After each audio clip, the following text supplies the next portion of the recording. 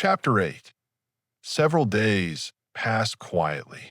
Supramati rested from his recent excitements, reflecting on the past and future.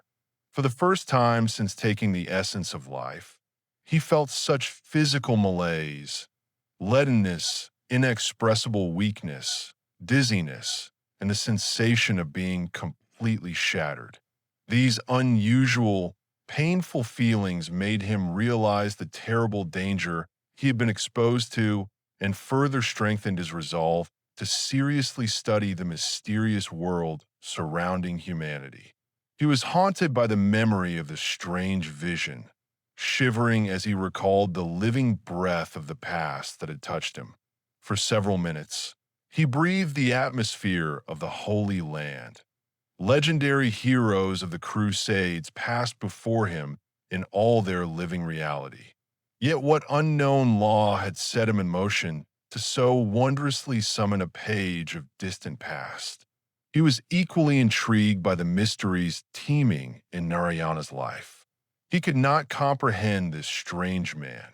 Chance had brought him to the very source of secrets, and he madly squandered his life and time on trivial adventures. As his usual healthy state returned, Supramati began to feel repulsion toward the old castle, evidently inhabited by an entire army of demons.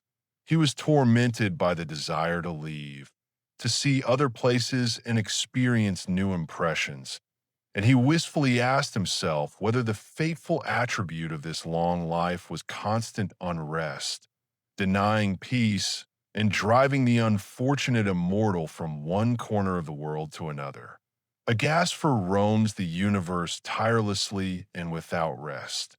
Dahir wanders over the waves. Narayana, like a new eternal Jew, searches everywhere and finds no rest.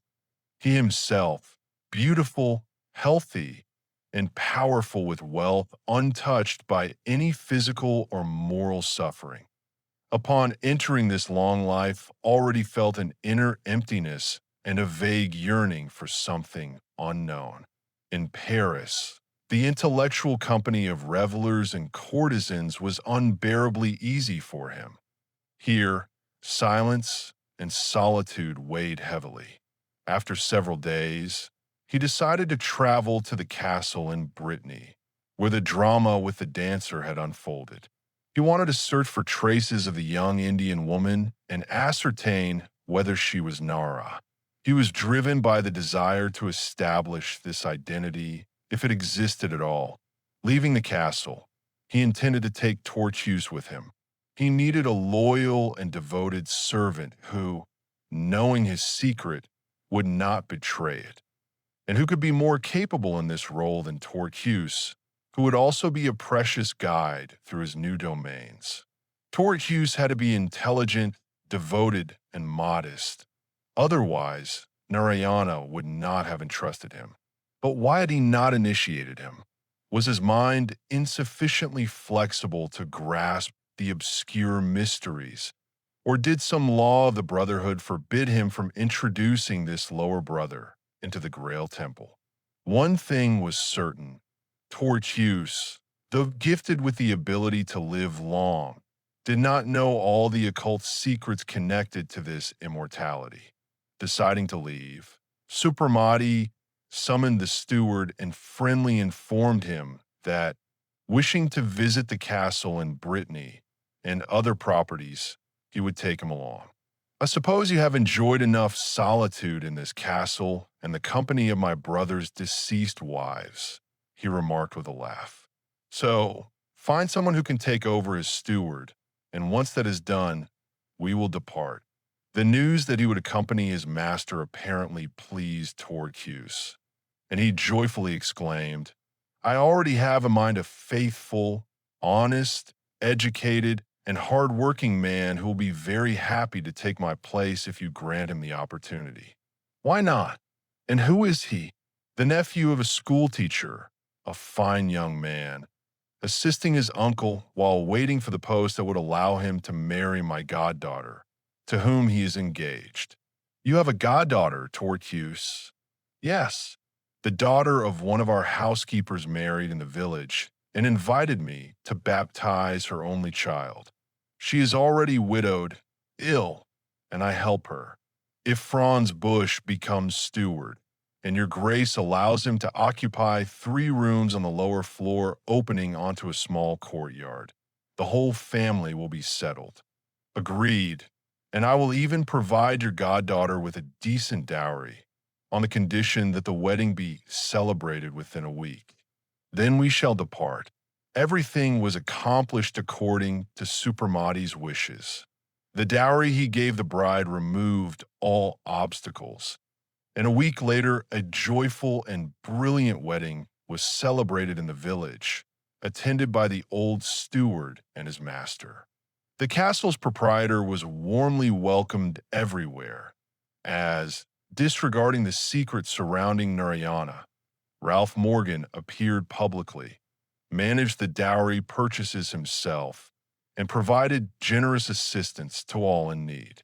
Then Supramati, together with Torchius, departed directly for Brittany, leaving only grateful recognition behind. This trip did not bring him the expected pleasure. The castle had suffered greatly during the revolution, and the pavilion housing the laboratory was destroyed, with most rooms looted. Furthermore, despite all efforts, he could not find the slightest trace of the dancer or a single portrait of her. The only thing he liked was the vast, shady park with ancient trees, which must have been splendid in summer. Supramati quickly grew bored. Within a week, he resumed examining his list of estates and began seeking a new destination for travel. At first, he decided to go to Scotland, but upon reading the names of 2 palaces, one in Benares and another in the Himalayan mountains, he wished to visit India, the ancient land of wonders, cradle of humanity. He had always wanted to go there, but his engagements, poor health, and other unfavorable circumstances had prevented him. Nevertheless, having resolved to make this journey someday, he had spent several years studying Sanskrit under the guidance of an Orientalist friend. This circumstance could now serve him well, for even if he did not speak like a native, he could still converse fluently enough, lending plausibility to the name he bore. Yes, he would go to Benares and devote himself to a thorough study of Sanskrit, necessary for the occult sciences he was to pursue. About 8 months remained before his meeting with Nara, and he considered that time sufficient. Tortius was also ecstatic. He had never accompanied Narayana to India and was eager to see this distant country. To prepare for this journey, Supramati went to London, settled his old valet Patrick with a pension, and announced that having received a large inheritance, he intended to travel for several years. Having finalized all matters concerning his past life, he boarded a ship to India with Tortius, and during the voyage studied Sanskrit with great fervor.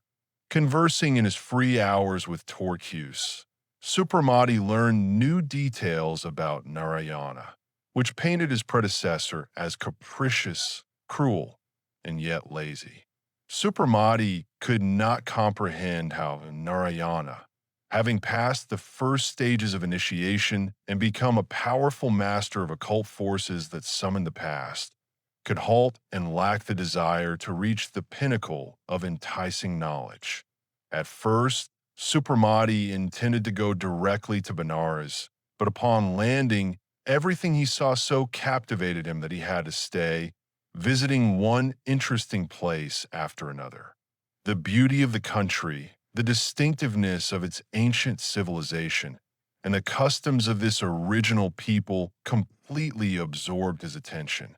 And since he had no need to economize time or money, he traveled entirely guided by his imagination, making remarkable progress in learning the local language. Only 2 months after arriving in India did Supramati reach Benares and stay at a hotel. The next morning, he began making inquiries and learned that Prince Narayana, Supramati's palace, was 2 hours from the city. We must mention that among the documents proving his identity, he had, to his deep surprise, also found Narayana's death certificate, signed by the authorities of a Swiss town. This certificate was attached to the will and the address of a notary in Benares, who was to assist in completing all formalities necessary for taking possession of all the deceased's property. Since the notary had left the city for several days, Supramati decided not to wait for his return, but to appear at the palace at his own risk.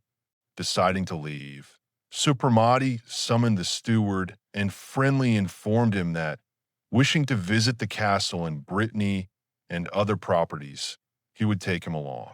I suppose you have enjoyed enough solitude in this castle and the company of my brother's deceased wives, he remarked with a laugh.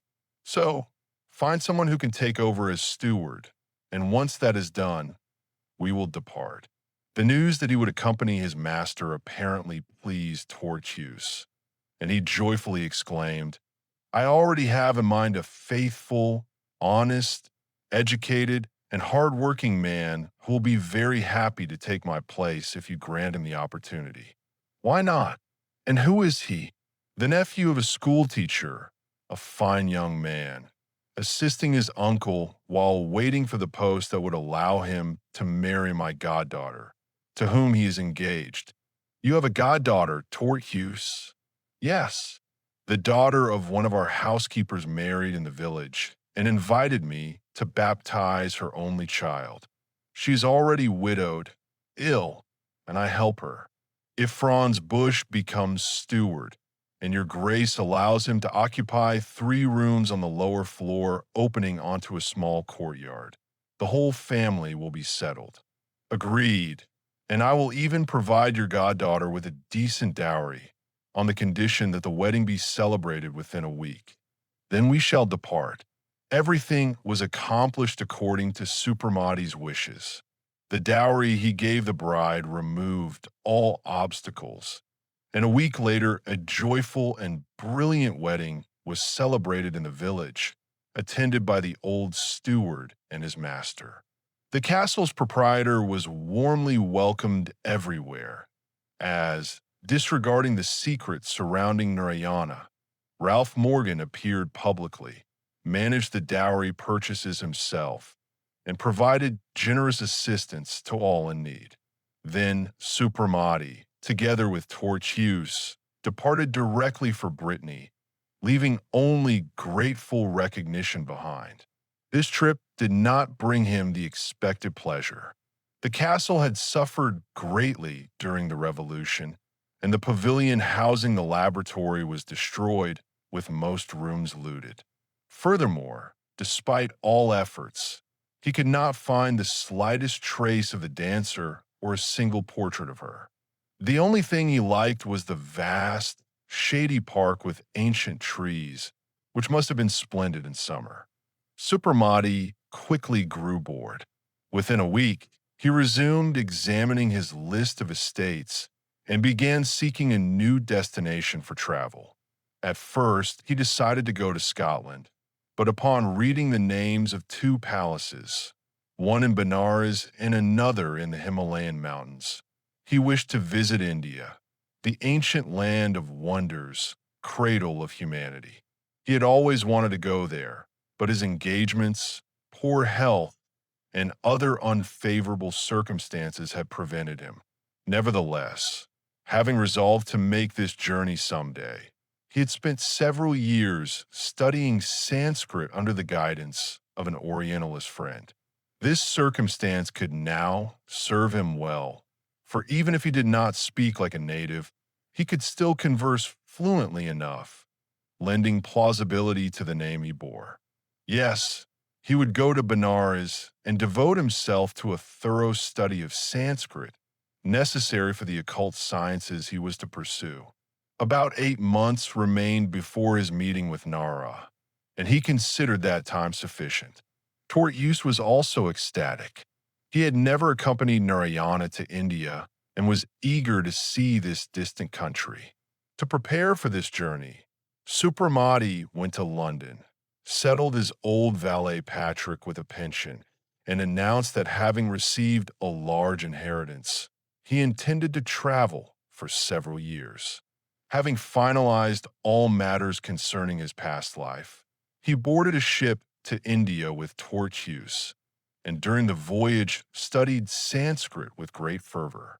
Conversing in his free hours with Torquus, Supramati learned new details about Narayana, which painted his predecessor as capricious, cruel, and yet lazy.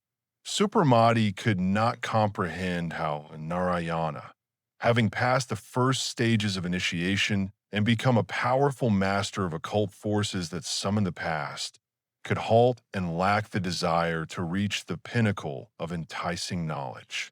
At first, Supramati intended to go directly to Benares, but upon landing, everything he saw so captivated him that he had to stay, visiting one interesting place after another. The beauty of the country, the distinctiveness of its ancient civilization, and the customs of this original people completely absorbed his attention. And since he had no need to economize time or money, he traveled entirely guided by his imagination, making remarkable progress in learning the local language. Only 2 months after arriving in India did Supramati reach Benares and stay at a hotel.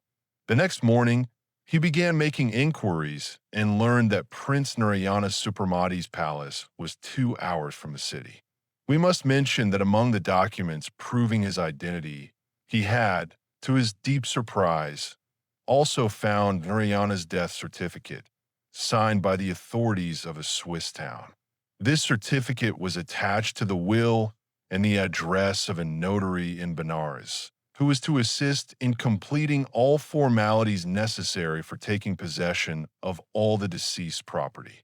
Since the notary had left the city for several days, Supramati decided not to wait for his return, but to appear at the palace at his own risk. Hiring 2 riding horses, one for himself and one for Torquus, he set out on the journey accompanied by an Indian guide. After a 2-hour ride, they turned aside and headed toward a high hill, upon which stood an extensive palace surrounded by enormous gardens, its lace-like domes immersed in dense greenery, gleaming with pristine whiteness. Supramati reined in his horse and admired this wondrous structure, as if it were asleep in its majestic tranquility. Suddenly, he felt ashamed to appear there in such meager circumstances. However, his English pride helped him overcome this small weakness, and, spurring his horse, he quickly ascended the hill. He found himself before the entrance to a large paved courtyard, in the center of which, in a marble basin surrounded by palms, a fountain played. Several elephants wandered freely through the courtyard, and by the fountain, 2 Indian women with large amphorae spoke with a man carrying a basket of fruits and vegetables. Supramati and his companion dismounted and entered the courtyard. Calling the man with the basket, they asked him where the steward was. The Indian glanced at them with a hostile look and, without saying a word, ran to the second courtyard, separated from the first by a tall gilded grille, and disappeared. Apparently, we inspire little sympathy here, Morgan remarked with a laugh. After a few minutes, a tall man with bronze-colored skin appeared from behind the grill. He wore long white garments, a turban on his head, bracelets, and large gold rings in his ears. He was accompanied by the man with the basket and another servant. Casting a hostile and suspicious glance at the newcomers, the man in the turban, without opening the grill, shouted in poor English, "What do you want here? The palace is closed to the curious. It is not shown to foreigners." "I'm not a foreigner, but your master, the younger brother of Prince Narayana Supramati," Morgan replied. "Until all legal formalities are completed, here is the ring of my late brother. It will prove my identity." With these words, he removed Narayana's ring from his finger and showed it to the Indian. The steward's face instantly changed. Evidently, the ring was familiar to him. The gates of the gilded grill swung wide open, and the steward, bowing deeply, greeted the new owner. "Forgive me, sir, that I did not immediately receive you with due honor, but we did not yet know of her master's death. I had not had the fortune to see you, though I knew that the master's younger brother was educated in England. Oh, that is all natural. Now, show me the house. I wish to rest." The steward took a small ivory horn from his belt and blew it. Before Supermati could cross the courtyard and ascend the stairs, servants swarmed from all sides like a disturbed anthill. Learning the great news, they greeted their new master with all the signs of Eastern reverence. Having assured them of his favor and instructed the steward to distribute gifts to all, an excited Supermati entered the palace and felt as though he had suddenly been transported to a fairyland. Never had he seen such precious materials and in such abundance. Marble, malachite, and lapis lazuli seemed as ordinary here as wood and stone elsewhere. The floors were mosaic, fountains murmured in onyx basins, and gilded doors were draped with expensive fabrics embroidered with gold, silver, or multicolored silks. Everywhere, rare flowers bloomed in costly vases, and fragrant incense rose from tripods. Parrots of every color perched in golden rings. Hummingbirds fluttered in a huge filigree cage. Like in a dream, Supermati passed through halls and galleries with arcades and emerged onto a vast terrace before a grand garden with shaded alleys, fountains, rose bushes, and other flowers, over which slender palms majestically spread their dense foliage. Supermati stopped, enchanted, and his enraptured gaze roamed over the full splendor of nature and art. How can Narayana have abandoned all this, even if he had owned only this paradisiacal corner? Here, devoted to science and love, one could live happily for several thousand years without feeling satiety or boredom. Great God, and such blessed places exist on earth, muttered Torquus, excited and amazed no less than his master. Supermati struggled to tear himself away from contemplating all this beauty.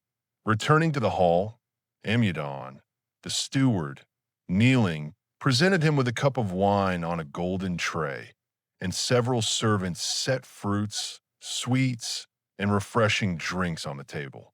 Two youths with peacock feather fans stood behind the chair intended for their master. After refreshing himself and asking Amyadon a series of questions concerning the management of the palace, Supermati ordered to be shown the apartments once occupied by Narayana. These consisted of a bedroom with a private closet and a study. The late prince had decorated them according to his personal taste. The mixture of European and Eastern styles in these rooms displeased Supermati. It seemed to him that in this palace from the tales of 1001 Nights, nothing should remind one of Europe and its petty luxury. Furthermore, the large sandalwood desk and the cabinet with countless doors and drawers unpleasantly reminded him of offices in Paris and Venice. Here, too, these cabinets, seemingly inseparable from Narayana's personality, were likely filled with souvenirs of women, or perhaps witnesses to some new crime. Supermati went into the adjoining small drawing room and lay on a soft divan by the window overlooking the inner courtyard. This courtyard was surrounded by a gallery supported by enameled columns, and a fountain played in its center. "And this royal residence belongs to me, just like in a dream," he murmured, pressing his hand to his forehead. and I feel exactly like a temporary traveler. Everything here is unfamiliar, new. Nothing binds me, neither habits nor memories that alone give a true sense of ownership. Nevertheless, let us hope it will come with time. One must rather fear that the palace will perish before me. This amusing thought restored his good humor. He stretched comfortably on the silk cushions and, tired from all recent excitements, soon fell into a deep, peaceful sleep. Night had already fallen when one of the servants woke him to report that dinner was served. As the sleep had stimulated his appetite and the kitchen was exquisite, he duly honored the meal. Smoking a cigar afterward, he went out onto the large terrace, where Tortu soon joined him to thank him for the rooms assigned by his order. Supramati told Amudon that Tortius was his secretary.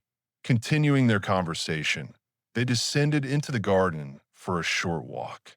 The night was moonlit, and the garden now looked even more magical than during the day. Seeing on a lawn a large vase of unusual shape, standing on a pedestal, Supramati wished to examine it more closely. But as soon as he stepped onto the lawn, he trod on something round and soft. At that moment, a rattlesnake, one of the most dangerous, rose from the grass with a hiss. Supramati turned pale with fright and jumped back, keeping his eyes on the snake, which raised its tail and, hissing incessantly, fixed its greenish, phosphorescent eyes on him. Tortius also screamed in terror, but almost immediately regained his composure. Lord, how foolish I am! I forgot that no animal is dangerous to us, he said in a self-satisfied tone. Calm yourself, Prince. Not only will the snake not attack you, but neither the tiger, nor the hyena, nor the lion. The late master told me that animals sense the emanation of our immortality, and none of them will touch us. Such invulnerability would certainly be very pleasant if one could fully rely on Narayana's words, Supramati remarked with a smile. No, it is true. The late prince once told me that a snake slithered into his room and coiled at the foot of his bed. Upon waking, he was very frightened, but the reptile did not harm him. Look, the snake is turning away from you and hurrying back into the grass. Once, 4 hungry wolves attacked me while hunting, but as soon as these detestable animals smelled me, they fled growling, as if the devil himself had pinched their tails. Yes, it is clear that we emit some special scent that animals cannot tolerate. If that is so, I shall allow myself to hunt a tiger in the jungle. However lovely this palace, one cannot remain here forever. I never imagined that anything could be so beautiful as this palace, Tortius said. Its only drawback is its size. One simply gets lost in these immense halls, filled with solemn silence. You will have to make peace with that, my friend, for I have decided to stay here for the time being, Supramati replied. After a long walk, Supramati returned to the bedroom, but paused in surprise on the threshold. On the pillow lying on the bed, a woman in white clothing sat. Her long blonde hair was loose, interlaced with pearl strands. The stranger's head was lowered, and her face bore an expression of hatred and wild stubbornness. Her convulsively clenched hands rested on her knees. Supramati looked at her with curiosity. Was she part of Narayana's usual household comfort, or had the steward placed her here? He had seen many strange examples of Indian courtesy, even toward foreigners.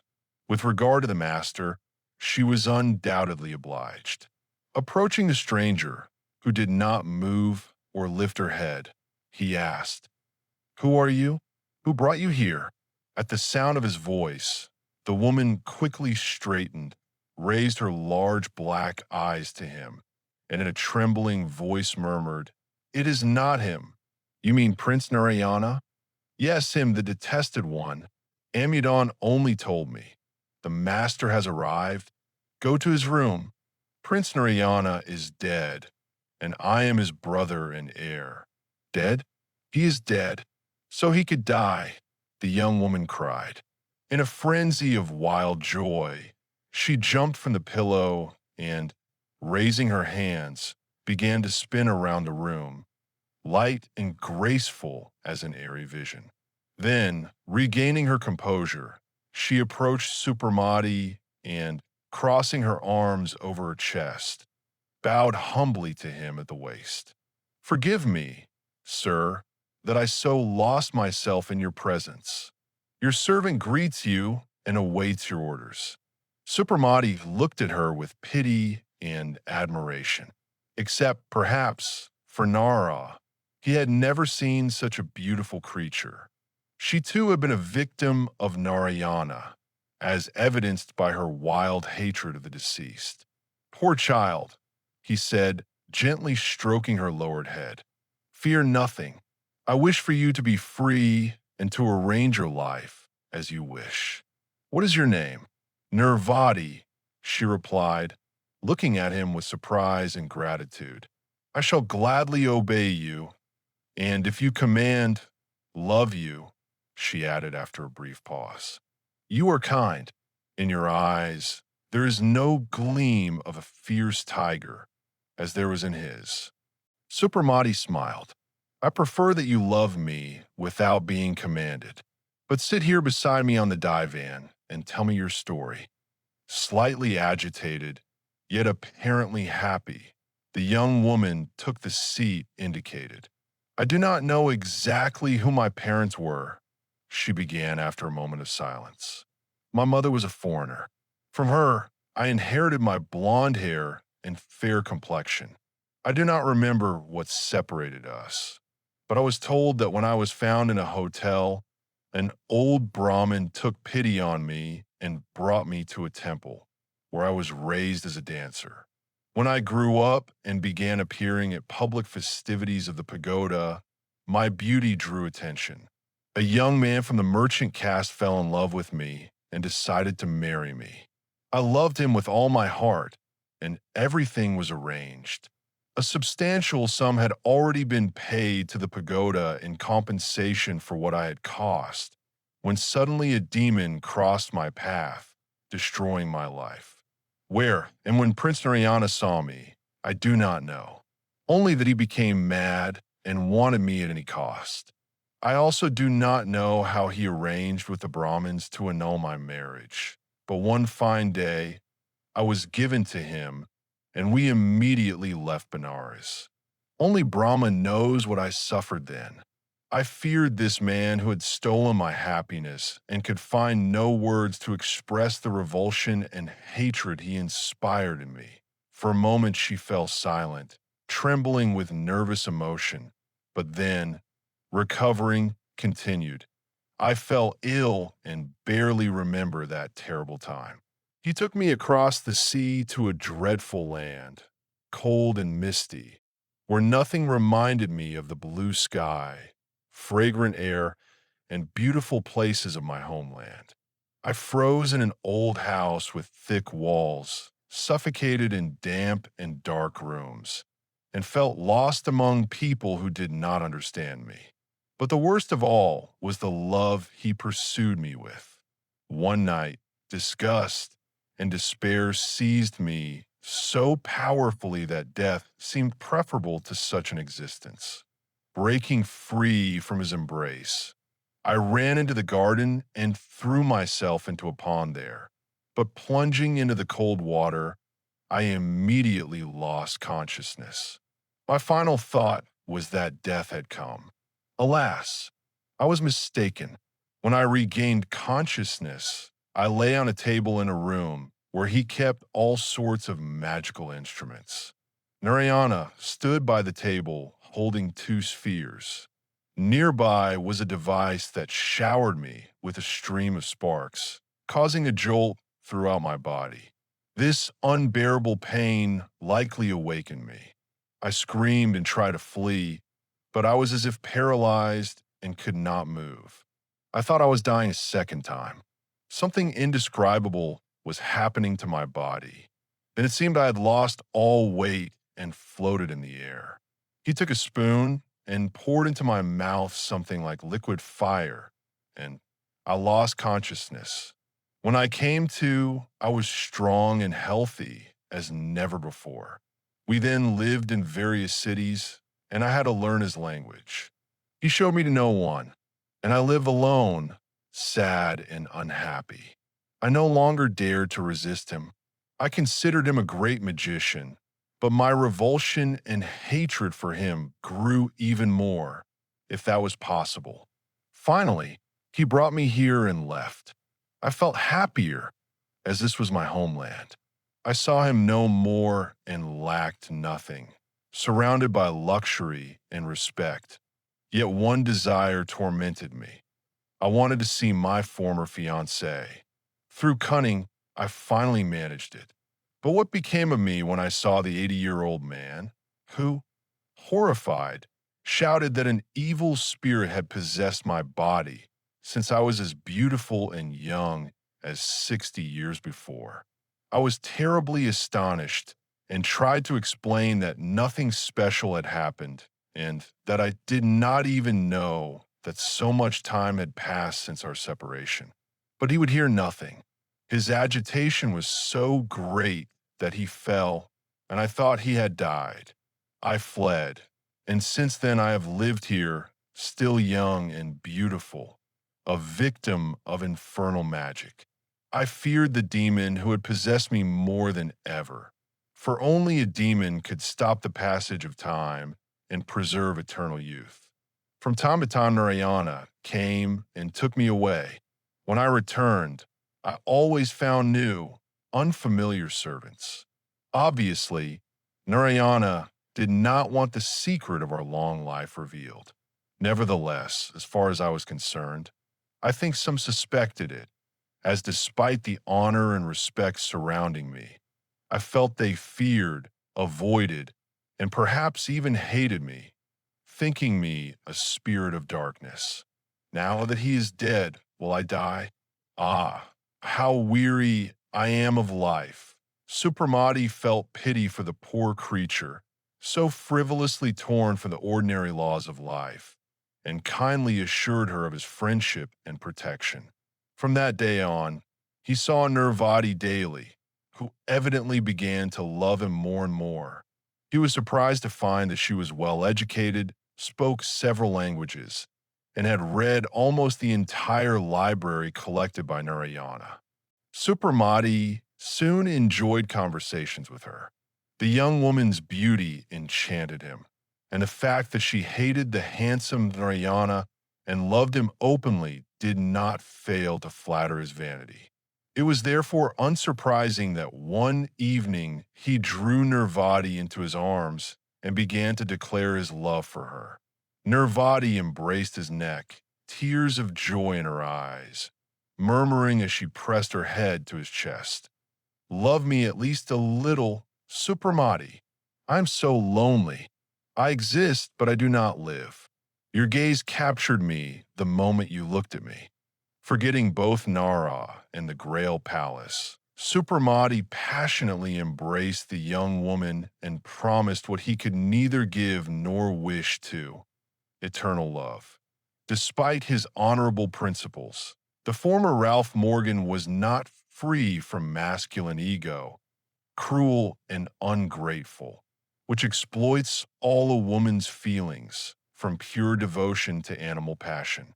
Of course, he was not corrupt like thousands of his peers, who care not for responsibility and, disregarding any duty, embrace with equal frivolity a corrupt public woman, an innocent, naive girl, or a loyal, pure wife who has given her heart for life.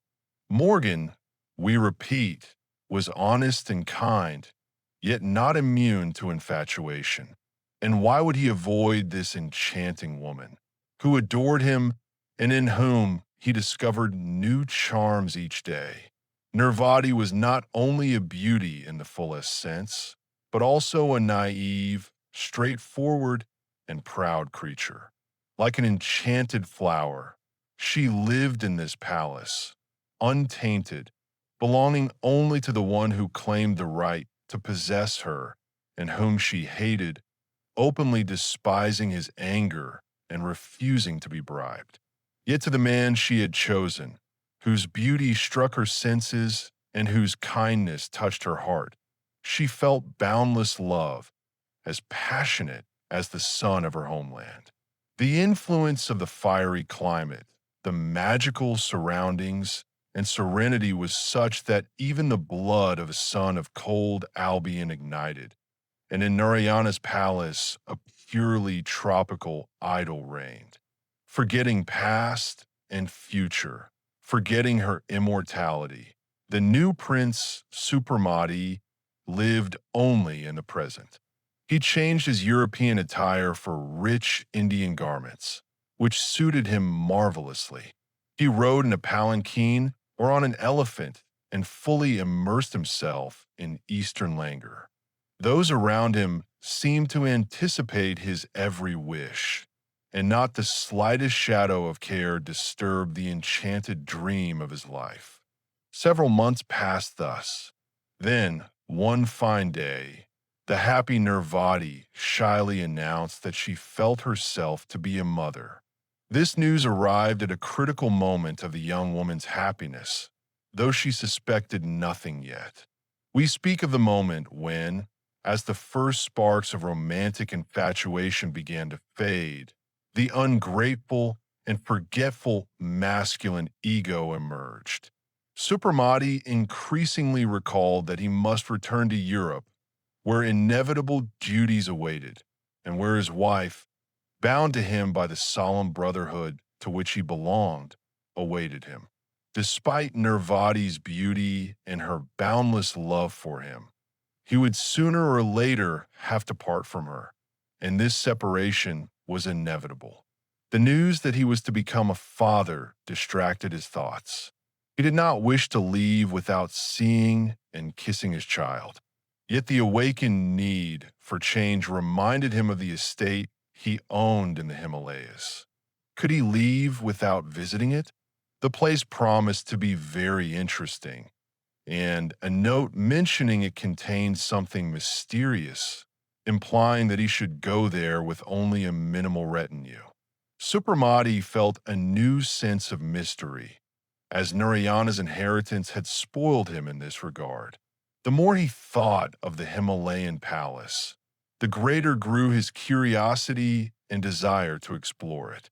He decided to travel there accompanied only by Torquus and a single Indian servant, serious, silent, and provenly modest, who inspired his trust. Torquus was not particularly enthusiastic about the prospect of another journey. Following his master's good example, he amused his widowhood with a young, beautiful Indian and felt as if in paradise in this luxury. Nervati, however, was deeply grieved by the news of her beloved's departure and begged to go with him. But Supramati explained that her position required rest and did not allow for travel. Moreover, he stated that he would be away only as long as necessary for the journey and inspection of the estate. The young woman had to obey this decision. After a tender farewell, Supramati departed. He took riding horses and an elephant, which carried luggage in a small pavilion where he rested after tiring horseback rides. The journey proved longer and more arduous than Supramati had anticipated. They had to ascend quite far into the mountains along difficult and hardly accessible roads. Finally, they reached a vast plateau, upon which stood a modest building, whose shape and ornamentation resembled more a temple than a palace. A dense garden surrounded the structure, which, like a gigantic flower, stood out with its snow-white brightness against the dark greenery. It seemed as if Supramati were expected there, though he had sent no messenger to announce his arrival. The gates of the first courtyard were wide open, and several servants lined up at the entrance, led by an old man dressed as lower-rank priests wore. The old man respectfully bowed to the young man. "Welcome, Prince Supramati, the new master of this dwelling. May the hour of your arrival be a happy hour, and may Brahma grant the soul of your predecessor the peace of the blessed." Surprised and almost displeased by such an unexpected reception, Supramati thanked him for the greeting and, accompanied by the old man, who introduced himself as the steward Avrita, entered the house. Здесь, при всей роскоши, все было строго и просто. Таинственный полумрак царил во всех комнатах. Как и снаружи, Супрамати чувствовал себя здесь скорее в храме, чем в жилище простого смертного.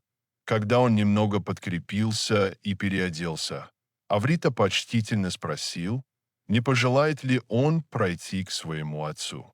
Супрамати с удивлением посмотрел на него, не понимая, о ком идет речь. Но, привыкнув ко всевозможным сюрпризам, быстро овладел собой и объявил, что готов следовать за управляющим. Они прошли длинную галерею, разделявшую, по-видимому, дом на две половины, миновали залу с какими-то странными и неизвестными инструментами и остановились перед опущенной портьерой из материи, отливавшей золотом и серебром. Аврита поднял ее и знаком пригласил Супрамати войти. Он очутился в большой комнате, выходившей на террасу и служившей, очевидно, библиотекой. На полках и этажерках стояли астрономические инструменты, а посредине, у стола, в плетеном тростниковом кресле сидел мужчина с циркулем и компасом в руках и чертил какие-то знаки и фигуры на большом белом листе. При легком шуме, произведенном Супрамати, незнакомец положил инструменты и встал, и Супрамати невольно отступил. Никогда еще ни один человек не внушал ему с первого взгляда такого уважения и такого убеждения, что перед ним стоит нечто особенное и необыкновенное. Незнакомец был высокого роста и необычайно худощав, одет в белую кисею с белым тюрбаном. Бронзовое лицо его, отличавшееся строгой красотой, могло принадлежать молодому человеку его лет. Синевато-черная борода обрамляла лицо, но Супрамати даже на миг не пришло в голову считать его ровней. Величавое спокойствие и всепокоряющее могущество, исходившие от него, полностью оправдывали титул «отца», данный ему Авритой. Но больше всего поразили Супрамати глаза незнакомца. Большие, темные, непроницаемые, с почти невыносимым блеском. В них светилось нечто такое, что проникало насквозь и читало глубины души того, на кого падал их взор. Супрамати невольно отвесил глубокий поклон и нерешительно произнес приветствие, просил оказать ему гостеприимство.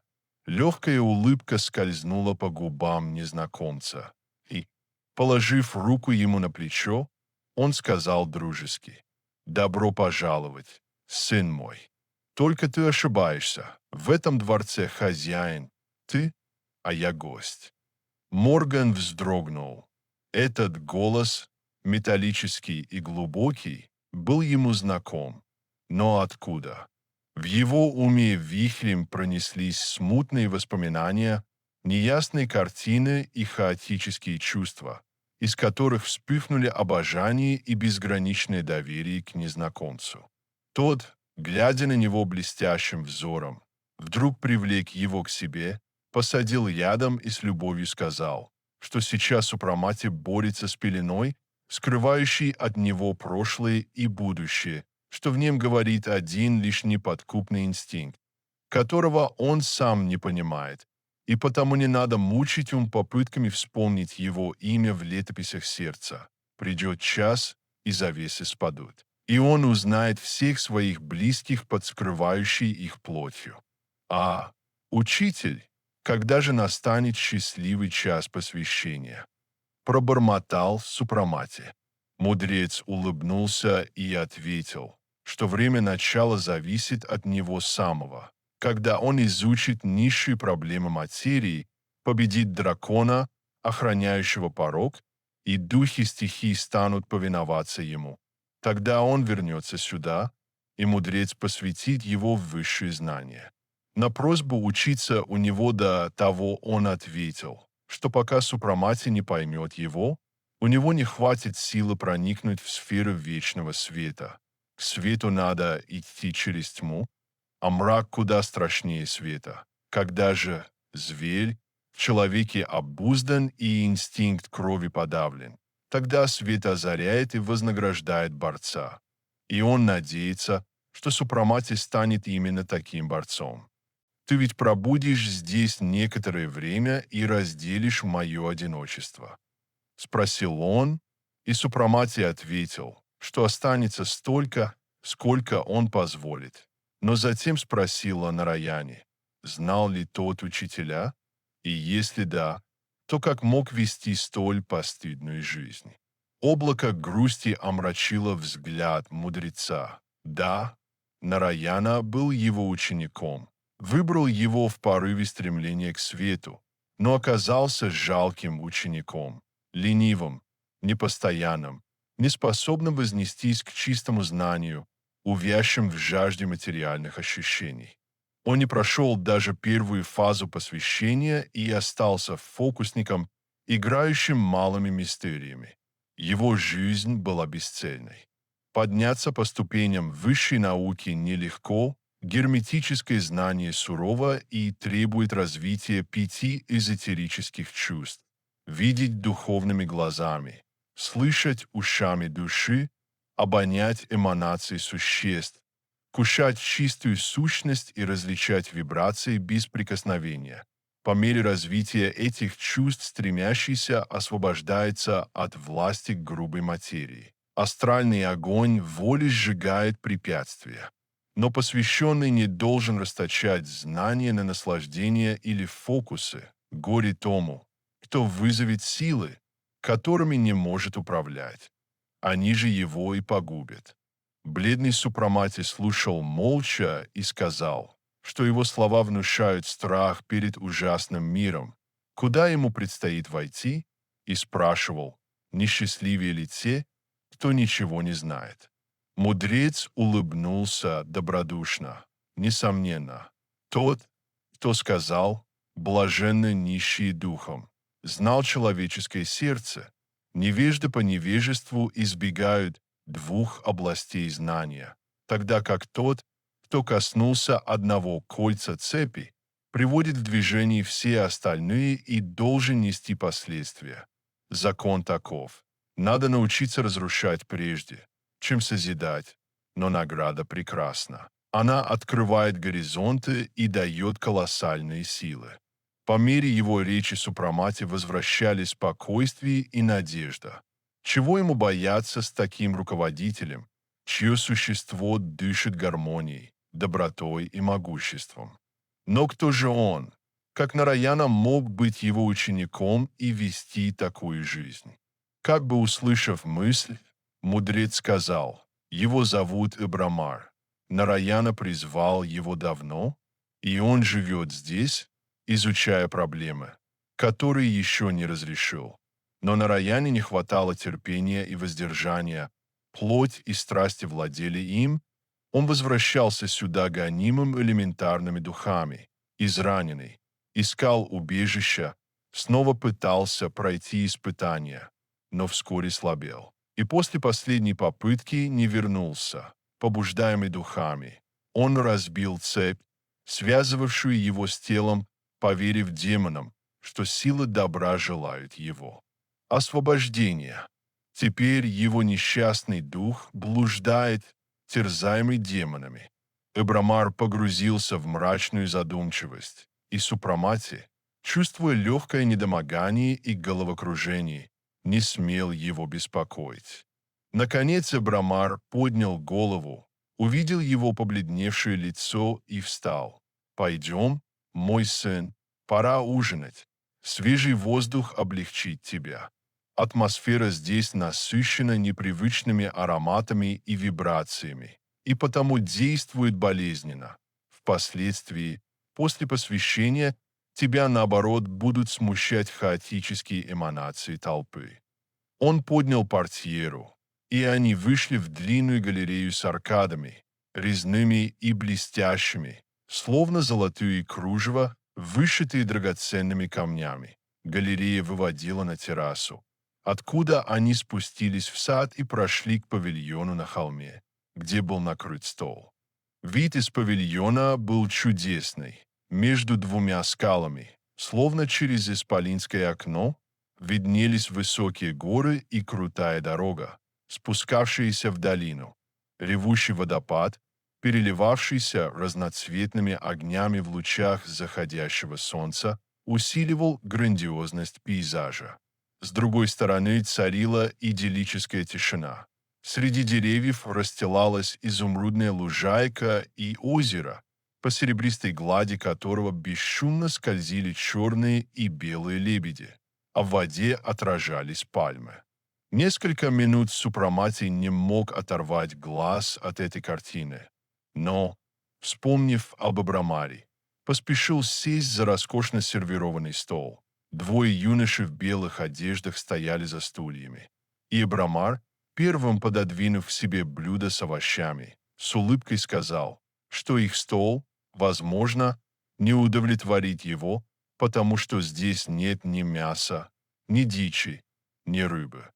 В пределах этого жилища всякая жизнь священна, не проливается ни капли крови, и никто не пожелает осквернить себя нечистой, уже разлагающейся пищей.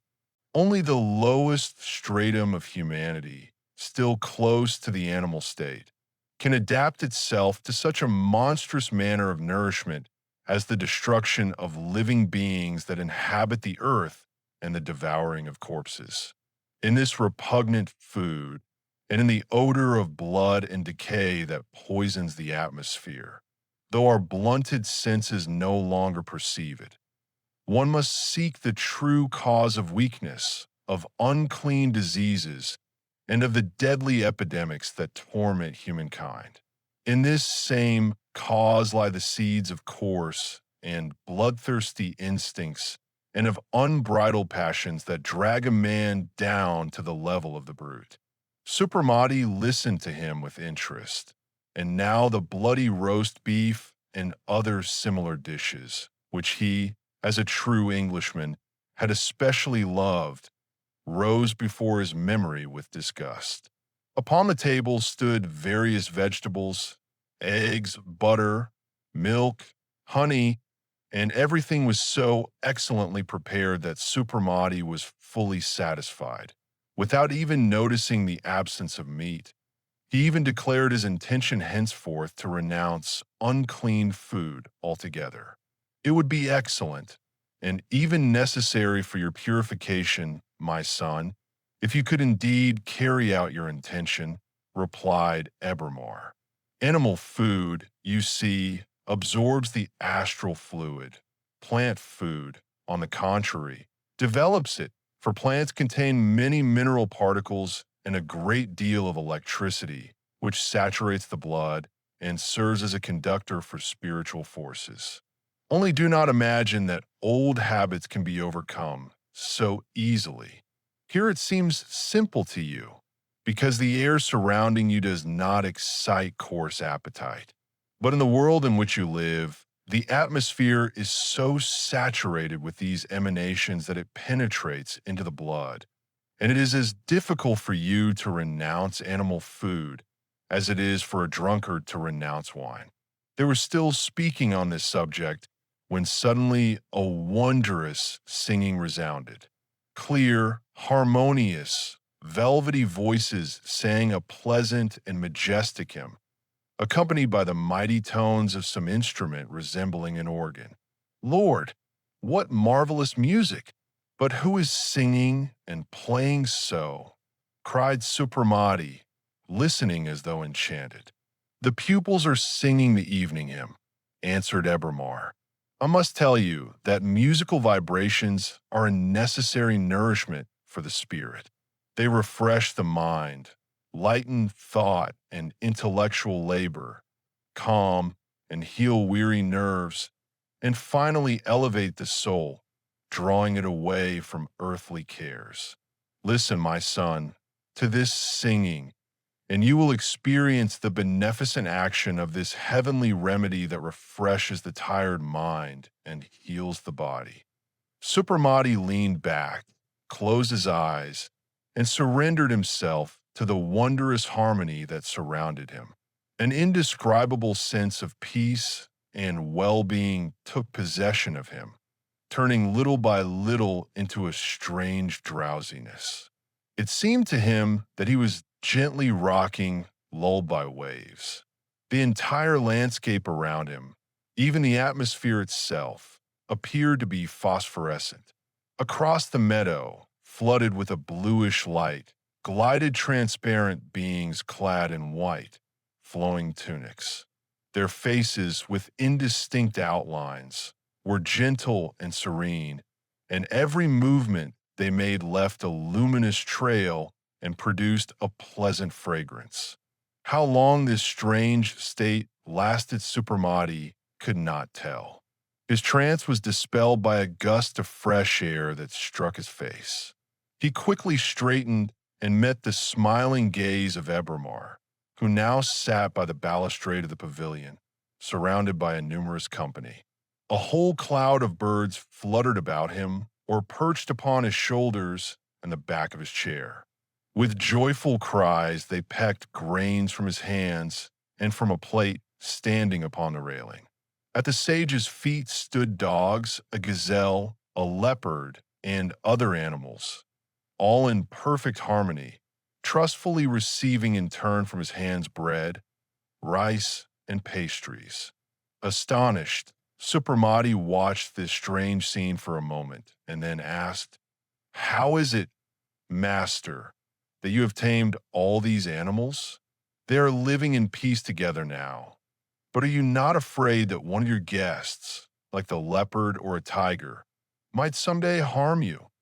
Ebramar smiled, stroked the leopard and the beautiful dog seated beside it, and answered calmly, "I have nothing to fear from these lower, yet still my brothers. I love them, and they in turn love me with a true and disinterested affection, for they are not yet capable of human hypocrisy and deceit.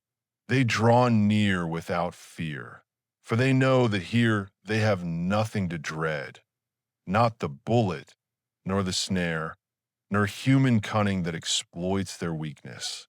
And everywhere that human cruelty has not yet left behind its bloody trace, the same thing occurs, and the animal approaches man trustfully. Only men refuse to understand that the right to live and to enjoy the gifts of nature belongs equally to lower and higher beings. There exists no law that makes man the absolute master of these defenseless creatures or grants him the right to destroy them savagely under the pretext that they might cause him harm. He who created the fields with their abundant harvests, who created fruits and all that can nourish both men and animals, did not say, "Man, I created all this for you alone." No, his law of love proclaims, "All living things I created from my breath, and each of my creations has the right to live and to be fed." But man, in his insatiable greed, avarice, and gluttony, is not satisfied with the riches that the earth gives him. No, he must have blood, quivering flesh, and so he slaughters all that approaches him, and even kills his own kind. Death, cries of agony, and destruction mark the path along which the human race advances. But the hour will come when outraged nature will avenge itself terribly upon criminal humanity. The exhausted earth will refuse its fruits. The rivers will lose their fish, and the ravaged forests will offer neither shade nor freshness. The chilled air will be deprived of warmth and oxygen. The enraged elements will strike terror into the world with unprecedented cataclysms. Storms, earthquakes, and hail of unheard of size will destroy fields and trees. Waters will either overflow their banks or dry up. The earth will become an icy desert, and, in the end, the gases will ignite. But before this end, how many miseries, sufferings, and horrors humanity must endure?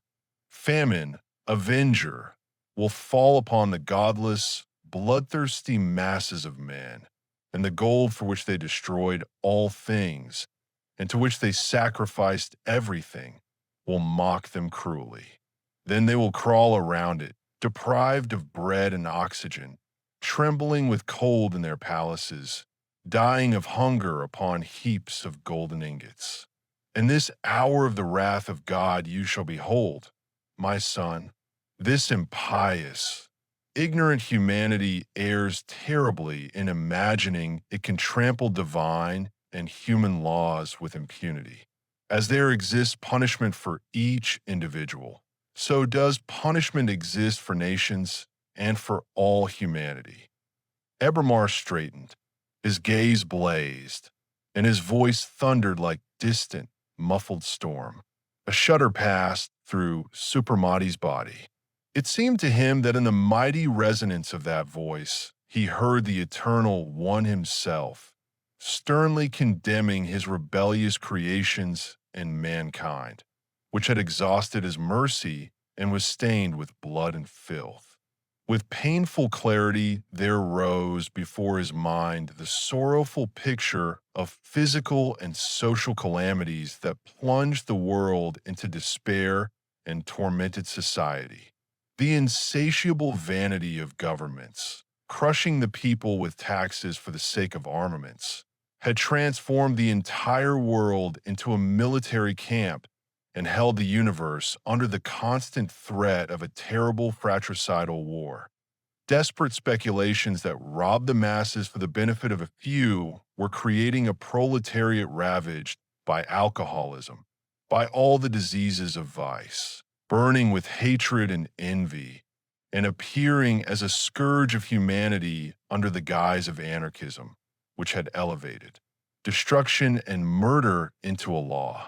And the words of Ebermar seemed to find confirmation in thousands of sinister symptoms, in the destruction of all principles that once sustained humanity: religion, duty, nobility, virtue, love of family and homeland.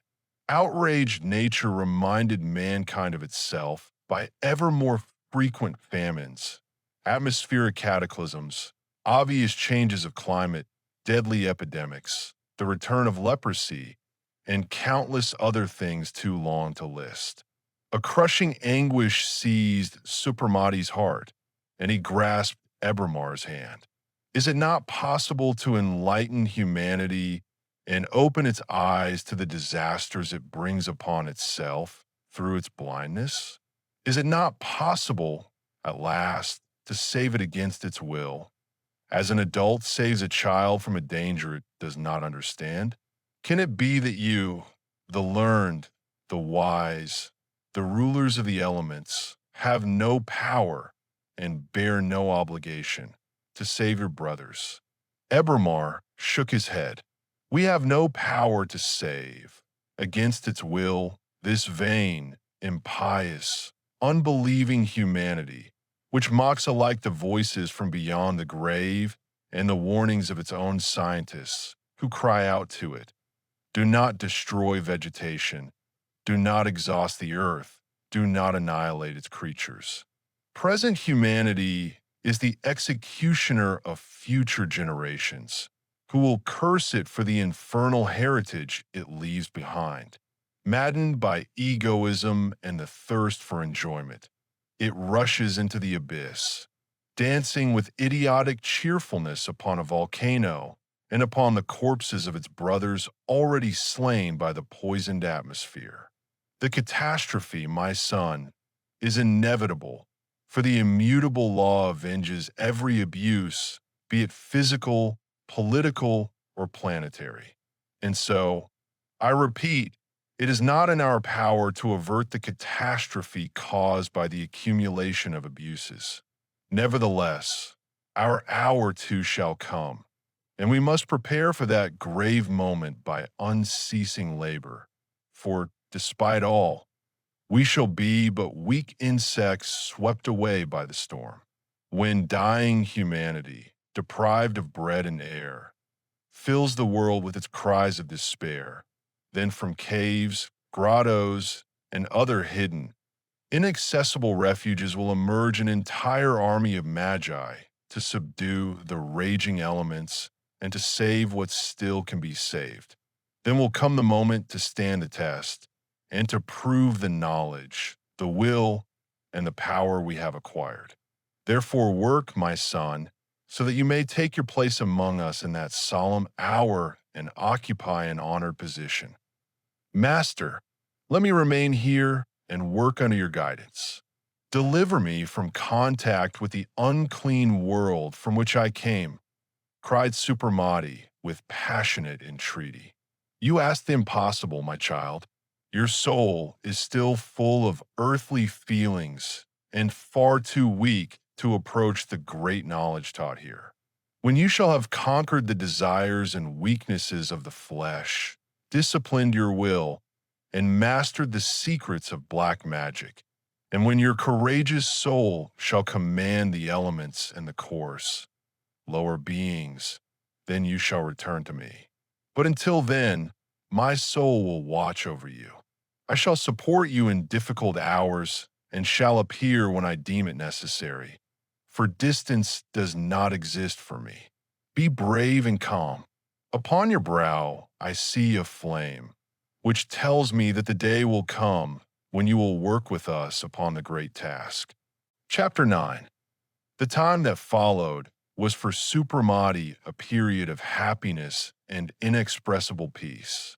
With Ebermar's consent, he decided to spend 2 months with him, so that in this solitude he could prepare for the difficult trial of the first initiation, which he intended to undertake as soon as circumstances allowed.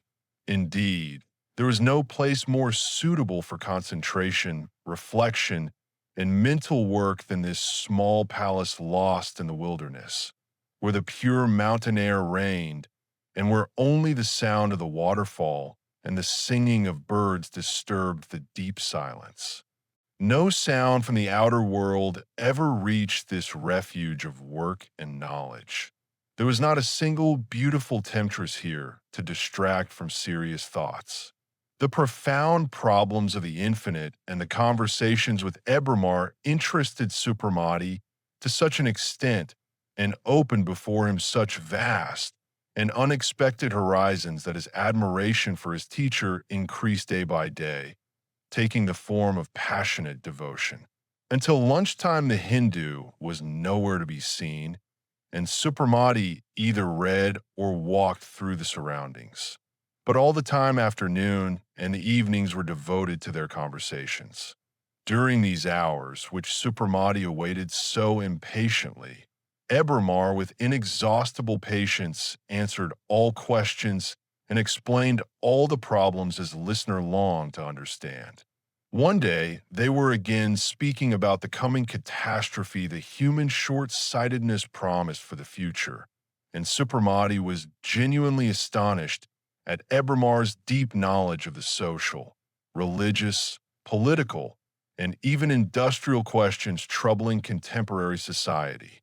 Master, do not consider me indiscreet if I ask how you can know what happens so far from you, things to which you remain completely foreign in this solitude, he asked, unable to restrain his curiosity. Ebermar smiled. What seems so wondrous to you is, in essence, very simple and is based on what I told you about the spiritualization of the senses. The result of this spiritualization is the power of perception and the ability to perform, so to speak, an imaginary spiritual displacement.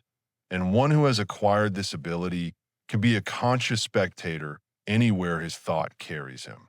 Thus I can see at any distance, not with bodily eyes, but with the spiritual gaze, hear the reasoning of people and understand the motives that make them act.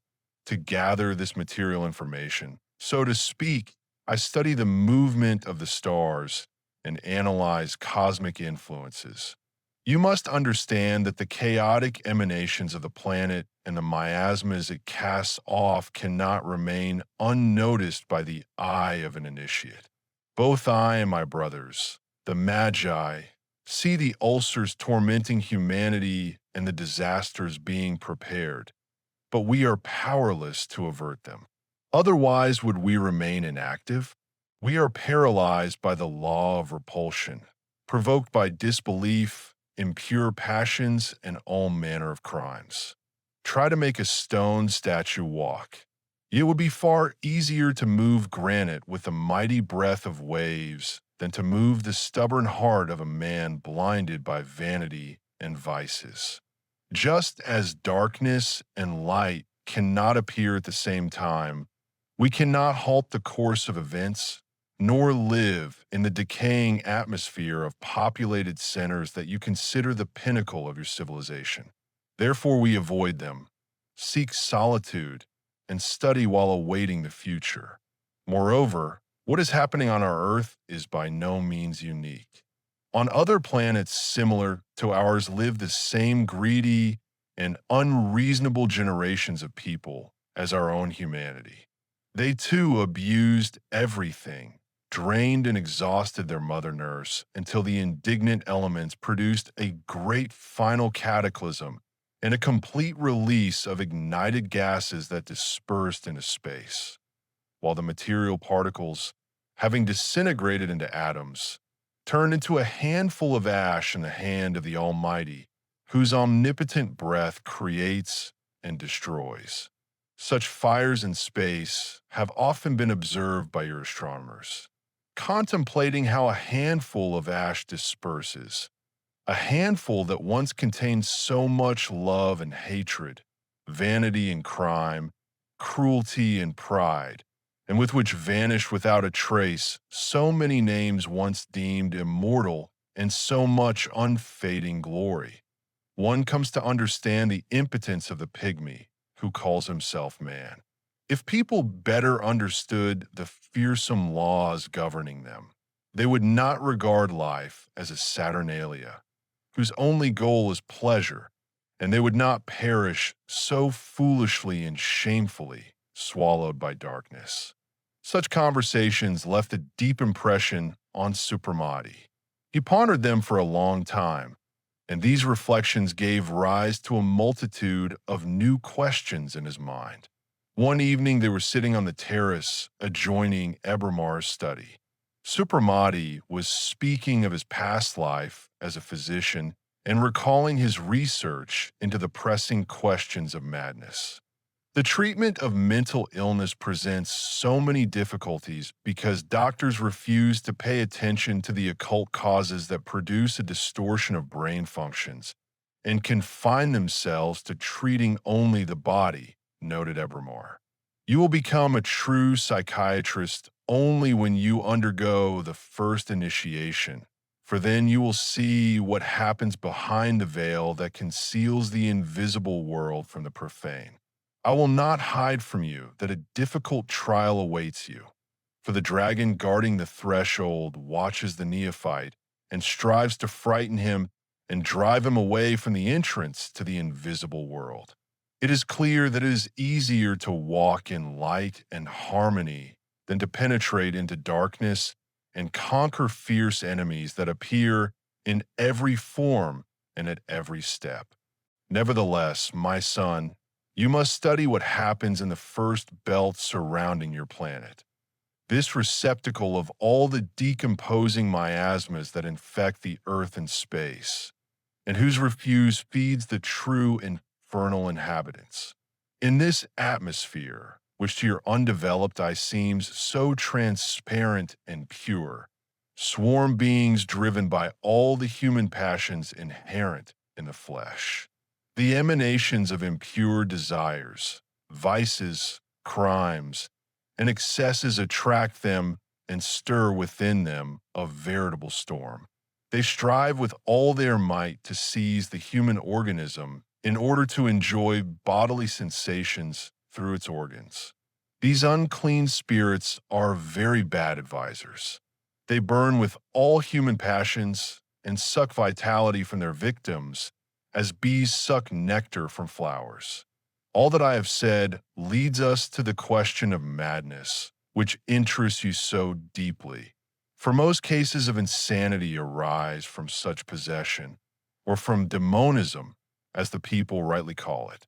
Various causes produce such obsession: excesses committed during life, physical predisposition, ties from the past, or an invisible contact in some suitable place, such as a gambling hall in Monte Carlo, with such repulsive beings already dead, that is, freed from the physical body, but who, burning with carnal desires, try to enter the organism of a living person in order to be reborn, so to speak, for material pleasures.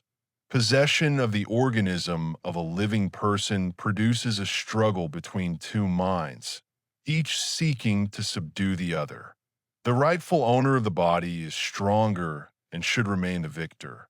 But unfortunately, one must possess great moral strength to struggle with a sly, persistent enemy who watches for every weakness, every excess, every illness to seize his victim, awaken in her the animal instincts, push her toward all sorts of excesses, and in the end make her incapable of normal life. Sometimes, when possession takes place suddenly in one violent thrust, it acts destructively on the brain of the living person, produces a physical disorder, and, ceasing to be mere possession, becomes a chronic condition. In such cases, recovery is very rare, because in treatment, this aspect of the question is completely neglected. Disturbed by the sudden intrusion of a foreign mind, the brain undergoes physical changes, loses the ability to govern, and slowly decays under the influence of the fluid of decomposition with which the intruder is saturated, and the person dies of progressive paralysis. At present, when demoralization has reached such heights, when no restraint remains for a man torn by all the moral and physical diseases born of vice, there already appears a generation sickly, frail, imbued with the vices of their parents, and sometimes possessed from the very day of their birth. One of the causes of the last category of possession is the now so frequent induced miscarriages. Women use every means to rid themselves of motherhood, without realizing how dangerous such measures are. If through miscarriage one can remove the forming body of a child, it is far more difficult to rid one's self of the spirit, which becomes the possessor of the mother, or of the next child, and thus two twin spirits may be confined within one body. People imagine they can neglect the laws of nature with impunity, because human justice is silent and heavenly retribution does not fall immediately upon the heads of the guilty. But they would quickly change their minds if they could see the hideous and terrible picture of the invisible world surrounding them on all sides. And if they understood the cause of so many calamities with which violated nature silently, yet mercilessly avenges itself. You are right, Master. Fearsome laws govern us, and it is a great misfortune that we know so little of them. Tell me, Master, what is your opinion of suicide? In our blinded and material world, they say that life is the only incontestable good of man, and that he has the right to do with it whatever he wishes, and above all to rid himself of it if it becomes unbearable.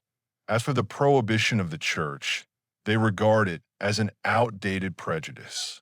From the standpoint of materialists, such an explanation is simple and logical, Ebermar replied with a smile. A person who admits no spiritual foundations sees the destruction of matter as a simple and permissible thing, since it harms no one. But let us set aside the convictions of such blind ignoramuses. Their judgments are like those of people who think the world rests on three whales or on the shoulders of a giant, unable to understand that it floats in space. Let us speak of suicide from the perspective of the physical and moral consequences it entails. From a moral point of view, it is cowardice, a flight from the field of battle, the cause of bitter later regrets and heavy suffering thereafter.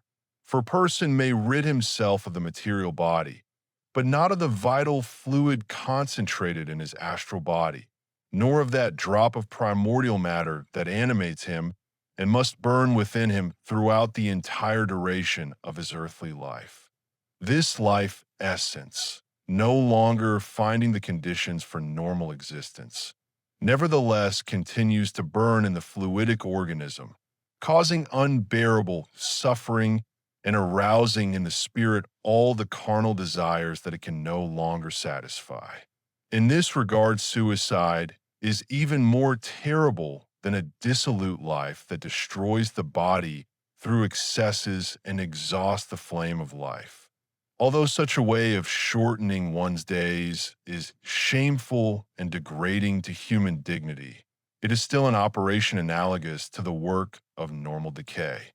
Committed abuses will leave unpleasant consequences, for every violation of law is inevitably avenged. Life arises by law and must continue until another law, death, brings it to an end. This end is calm and without suffering if a person has respected the laws of nature and led a proper, active life. For labor is the necessary guide of human life, quietly leading him through healthy and honorable old age to the limit of his earthly existence. Let me add that religion is the representative of divinity, just as the state is the representative of civic order. One forbids theft, murder, and various crimes. The other forbids suicide, adultery, and so forth, and both are right. Religions were established by inspired people, messengers of the Heavenly Father, great minds who thoroughly understood occult laws. They forbade suicide for the reasons I have already mentioned. They also forbade debauchery and orgies not out of pedantry or narrow-mindedness, but because a disorderly mixing of the sexes produces a fluidic disturbance that acts destructively upon health and, moreover, leads to a criminal result: the birth of beings who have a right to life and love, but who are often abandoned or even destroyed as a burden of shame. Therefore, it is not enough to make the troublesome and inconvenient beings disappear from the visible world in order to rid one's self of them completely. On the contrary, the atmosphere swarms with hosts of unfortunate spirits who, being full of life force for a long existence, have been torn from their normal conditions and are forced to endure the consequences of such a state, producing serious fluidic disorders.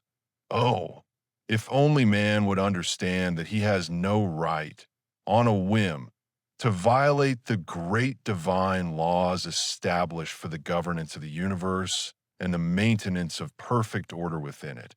If only he would understand that supreme wisdom has created nothing useless, and that everything has its reason for existing, its appointed place, and its indicated path. To every creature the Lord has assigned a place and the necessary nourishment. In all calamities, cosmic disorders, and personal misfortunes, man himself is to blame, seeking to correct nature instead of obeying and worshiping the Almighty Being, whose essence and greatness he is incapable of understanding. Does not the human mind marvel at this wisdom that created everything around us from one and the same substance, animating both atom and plant with one and the same breath, and linking them with an indestructible chain? This same wisdom, with astonishing precision, determined the chemical combinations occurring in infinity, and each atom seems to have been weighed, for nothing may be added to it or taken from it without disturbing the universal harmony. If man, putting aside his pride and vanity, were to look at his own works and compare them with the works of nature, he would see that he is nothing but an ungrateful idler. The hand of the Lord has generously given him everything necessary to live, nourish himself, clothe himself, and develop. Yet still he is dissatisfied, always wanting to improve, distort, and subject everything to his greed. And as a result, his path is marked by disorder, slaughter, and plunder. Your words, teacher, make me suppose that you do not share the admiration we feel for conquerors, great military leaders, and political geniuses, Supremacy remarked with a smile. A stern and contemptuous expression appeared on Ebramar's lips, an expression the young doctor had never before seen on the serene and peaceful face of the sage. If by political geniuses you mean intriguers without honor or conscience who live only to disturb order and undermine the well-being of nations by stirring up their base passions, then you are right. Not only do I not admire them, I despise them and consider them harmful and dangerous beings. As for conquerors, they are nothing but empty gourds swollen with vanity, parasites seeking immortality at the expense of others. To their empty and criminal pride, they sacrifice millions of lives and shed rivers of blood in fratricidal wars over some miserable scrap of land which both sides could easily do without. In my eyes, as in the eyes of all wise and honest people, there is nothing more repulsive than war. War corrupts nations by arousing passions and instincts of cruelty and plunder, by the death it scatters in its path, by the sorrow and curses it evokes, and finally by the ruin, epidemics, and personal tragedies, its inevitable consequences. In the invisible world, these unscrupulous beings who cause all these misfortunes merely to crown themselves with bloody laurels are called executioners, not heroes. The coarse crowd erects monuments to them and worships them. But in the history of humanity, they appear as scarecrows, and the astral law drags them before the judgment of the Almighty as the guilty, surrounded by a blood-soaked multitude of mutilated corpses. Yes, a sad spectacle your world presents, more revolting even than the Roman circus, where people amuse themselves by watching wild beasts tear helpless humans apart. And now humans themselves have turned into wild beasts, fighting one another for gold, and knowing neither pity nor compassion once their material interests are touched. Fortunately, the ring of worlds that, like a black ribbon, occupies the second planetary sphere is not the only abode of souls. There exist lands where harmony, mercy, and order reign, where the true purpose of spirit is studied with fervor, and where all that might bring about the calamities tormenting your world is carefully avoided. He fell silent. Not daring to disturb him, Supremacy also sank into deep thought. During this conversation, night had fallen, a warm and fragrant Easter night. Above their heads, like a vast dome, stretched a dark blue sky strewn with thousands of stars sparkling like diamonds. A whitish band of the Milky Way, like luminous vapor, encircled the heavens. Suddenly Ebramar raised his hand and, pointing to the blue firmament, said with rapture, "Behold the boundless realms of our souls, the countless dwellings of the Father, as Christ said, What an immense field of study lies in the mysteries of these myriads of shining points, each of which is an entire world inhabited by humanity similar to ours. Does not the pride of earthly man seem utterly vain before this boundless universe? And this speck of dust, swept away by the wind, this ignoramus who knows neither the past, nor the present, nor the future, this conceited pygmy who cannot even be sure he will see tomorrow's sunrise, dares to rebel, to doubt, to criticize, and to disdain the great laws to which he is subject, but which he does not understand. A nervous shudder passed through Supremity's body. In that moment, he truly felt himself a speck of dust and understood his terrifying insignificance compared with the grandiose infinity surrounding him on all sides. Suddenly, he remembered the instinctive terror that death inspired in him. This mysterious and chilling visitor who, dispassionate yet relentless, enters the shelters of the poor and ascends the steps of thrones, striking down without distinction the humblest and the proudest alike. Forgetting that he had nothing to fear from death, he thought with anguish, how can people so greedily pursue pleasures, sacrificing to the satisfaction of their passions their duty and their honor, forgetting that at any moment their material life may be shattered and the hour of judgment may strike? Yes, said Ebermar, answering Supremity's thought. One should reflect more often upon the following saying. After death, neither a man's wife, nor his children, nor his parents, nor his friends, nor his wealth follow him. Only his good deeds accompany him to testify in his favor before the court of eternal justice. The 2 months Supremity was to spend in the Himalayas flew by with extraordinary swiftness, and he began preparing for departure with sorrow. On the last day he spent in the little palace that had become so dear to him, Ebermar summoned him early and, laying aside his usual occupations, devoted all his time to his future disciple. He gave him final counsel and guidance for the period of his initiation, and then presented him with a very thick medallion marked on both sides with mysterious symbols made of multicolored precious stones, adding that he was to open this medallion only in case of extreme necessity. After dinner, they sat on the terrace. At the thought that this was the last evening spent with the teacher he loved and respected with all his heart, deep sadness seized Supremity. How much light and how many new concepts this extraordinary man had poured into his soul. This man who seemed to have conquered and subdued all weaknesses, and from whom goodness, wisdom, and love emanated like from a heavenly messenger. Do not grieve, my son, over our separation.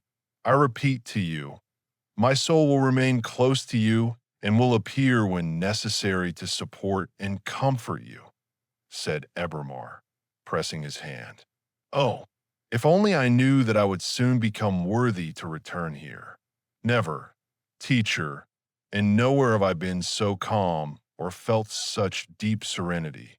In a word, I have been very happy here, and I fear that when I return to the world, passions will again take hold of me. Without any doubt, my son, you will have to overcome more than one weakness before you acquire disdain for all earthly pleasures, Ebermar replied with a smile. As for the peace and harmony of feeling that make my quiet refuge of labor so dear to you, you will find them in churches whose silence and stillness will strengthen your soul, and partly in monasteries, where life is truly strict and full of renunciation. In short, wherever human passions are excluded, you will be surrounded by the same breath of blessed tranquility.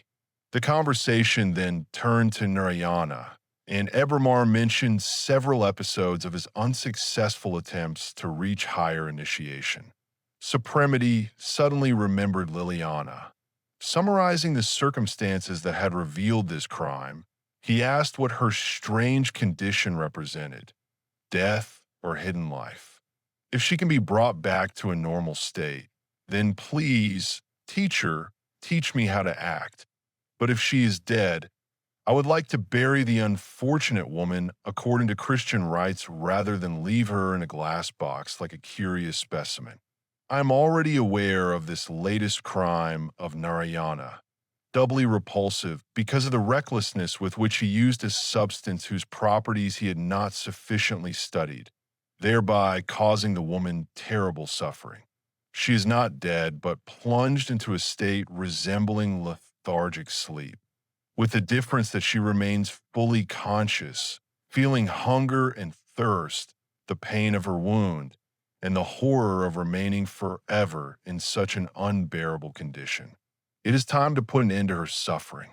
I will give you a substance which, although not the elixir of life, will be enough to restore her. A detailed instruction on how to proceed will accompany the medications. For now, I will only say that you must place her in a warm bath, and you must not be frightened when blood pours from her wound in a steady stream. Then you will lay her on a bed, bandage the wound, applying the ointment I will give you, and pour a little warm wine into her mouth, for she will grow cold and appear dead. When the lethargy entirely dissipates, she will open her eyes, but almost immediately she will fall into a deep sleep that will last no less than 3 days. When she awakens, you will give her food, but not meat, only milk and vegetables. After that, she will fully recover and may do whatever she wishes, even return to her merry life, for she will live for a very long time. She took the elixir of life? No, Narayana only poured it into the wound, and that produces a completely different effect than when the elixir is taken into the stomach, replied Ebramar, rising and going for the medicines. At dawn of the next day, Supramati took leave of Ebramar and left for Benares, where Nirvati met him with sincere joy, which greatly touched him, and his decision to leave India as soon as possible became seriously shaken. The boundless love of the young woman, then the calm, luxurious life in this magical palace, and even the beauty of India's nature, this truly paradisiacal corner. Everything contributed to keeping him there, despite the reproaches of conscience that told him that honor demanded he return to Nara, and human compassion obliged him to free the unfortunate Liliana from her terrible torments. Despite all these serious considerations, Supramati did not leave Benares, and the birth of his son even made him forget everything else for a time. A flood of new feelings filled his heart, and he became passionately attached to the little being whose large, brilliant eyes looked at him so gently and trustfully. The thought of separation from his son was so hard for him that another 6 months passed before he could bring himself to leave. One day, when he calculated that he had already been in India for about a year and a half, he was seized by shame and embarrassment. What would Nara think of him? He had received no news from her, and he was also being accused, and quite justly, by the suffering of the unfortunate Liliana. Yes, he had to end all this and leave. From time to time, he would visit his child. No one could forbid him that. Fearing his own hesitation, he told Nirvati that very day that urgent business called him to Europe and that he would leave in a few days. She turned pale and her eyes filled with tears, but she did not protest. Throwing her arms around her beloved's neck, she murmured through tears, "You have given me so much happiness that I have no right to complain. You gave me your love, left a child, as a living memory of you, and raising him will fill my life. Only promise me that you won't completely forget us, and that you will sometimes visit your son, so that he may know his father and at least occasionally enjoy your love and your tenderness. Deeply moved, Supramati pressed the young woman to his chest. I promise you, Nirvati, never to forget you and to visit you and the child as often as possible. I am taking your portraits with me, and you will write to me at the address I leave. With a heavy heart, Supramati began to prepare for departure. The approaching separation was unbearably painful for him. At that moment, he felt completely indifferent to the lawful wife given him by the Brotherhood, and Nara's beauty seemed erased and drowned in the paternal love that filled his heart. Suddenly, a new fear arose in him that the child would die and he would never see him again, and poor Nirvati would remain utterly alone, having lost them both. But a solution presented itself. He held in his hands a sure means to keep the child from dying. Who could prevent him or blame him if he protected and preserved the life of the being closest and dearest to him? On this decision, he calmed down. During the night before his departure, he quietly entered the room where, in a cane cradle, the child slept peacefully, covered with a light silk blanket. Beside the cradle, on the floor, the young Indian nurse slept soundly. Supramati knelt down and looked for a long time at the adorable little one. Yes, he wanted to see him always healthy and beautiful. He would safeguard his life from all accidents. Preparing a quarter of the dose of the elixir of life given to an adult, he poured it with a spoon into the child's rosy mouth. The effect was astonishing. The child convulsed, then stretched out and grew cold. Pale with horror, Supramati took him in his arms and, not knowing what to do, carried him onto the terrace, thinking the fresh air might help him. But the little one did not move. His breathing had stopped, and his heartbeat was no longer audible. My God, have I killed him? But no, that's impossible, he stammered in confusion, laying the child back into the cradle. Not finding Supramati in his study, Nirvati got up. She decided to go into the nursery and, gently lifting the curtain, saw him bent over the cradle.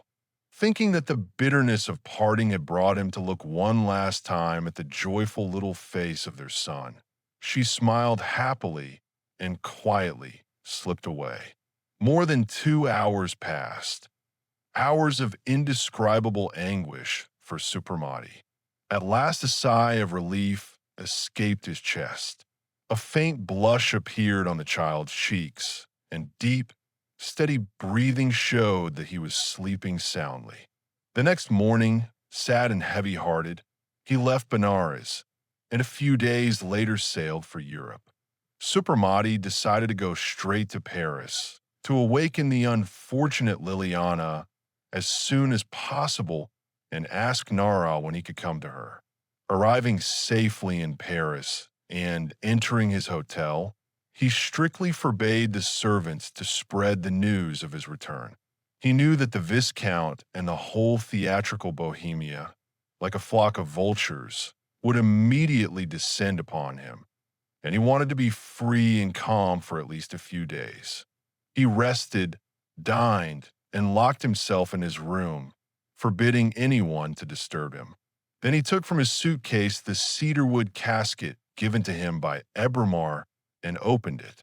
Inside were a large flask of colorless liquid, a jar of ointment resembling wax but soft and oily to the touch, and 2 small bottles, one green, one purple.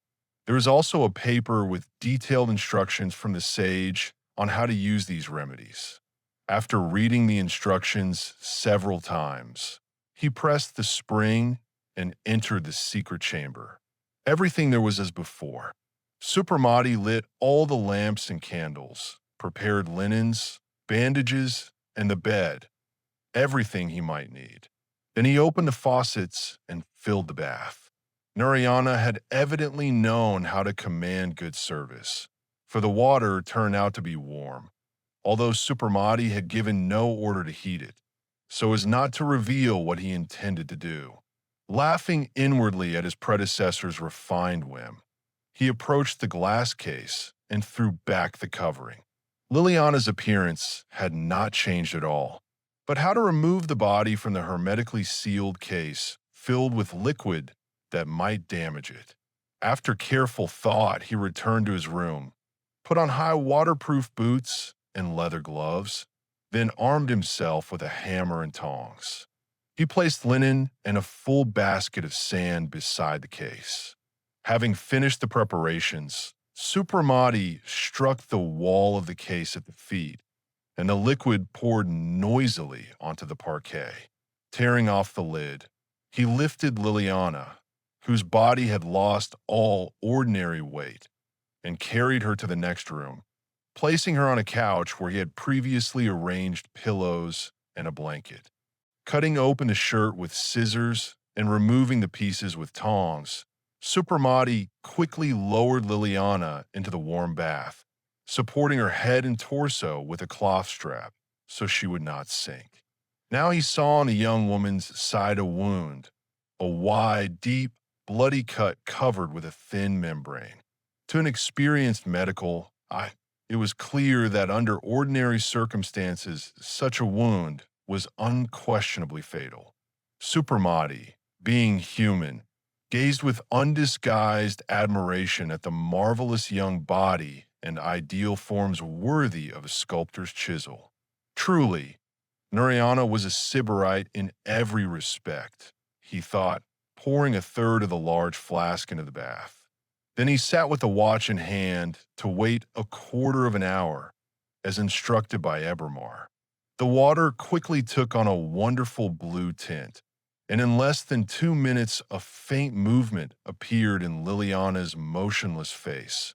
Her eyelashes trembled, her mouth twitched, and a nervous shiver ran through her limbs.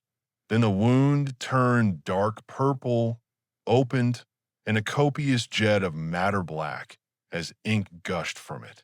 After a quarter of an hour, the water had turned black and emitted a sharp, suffocating smell.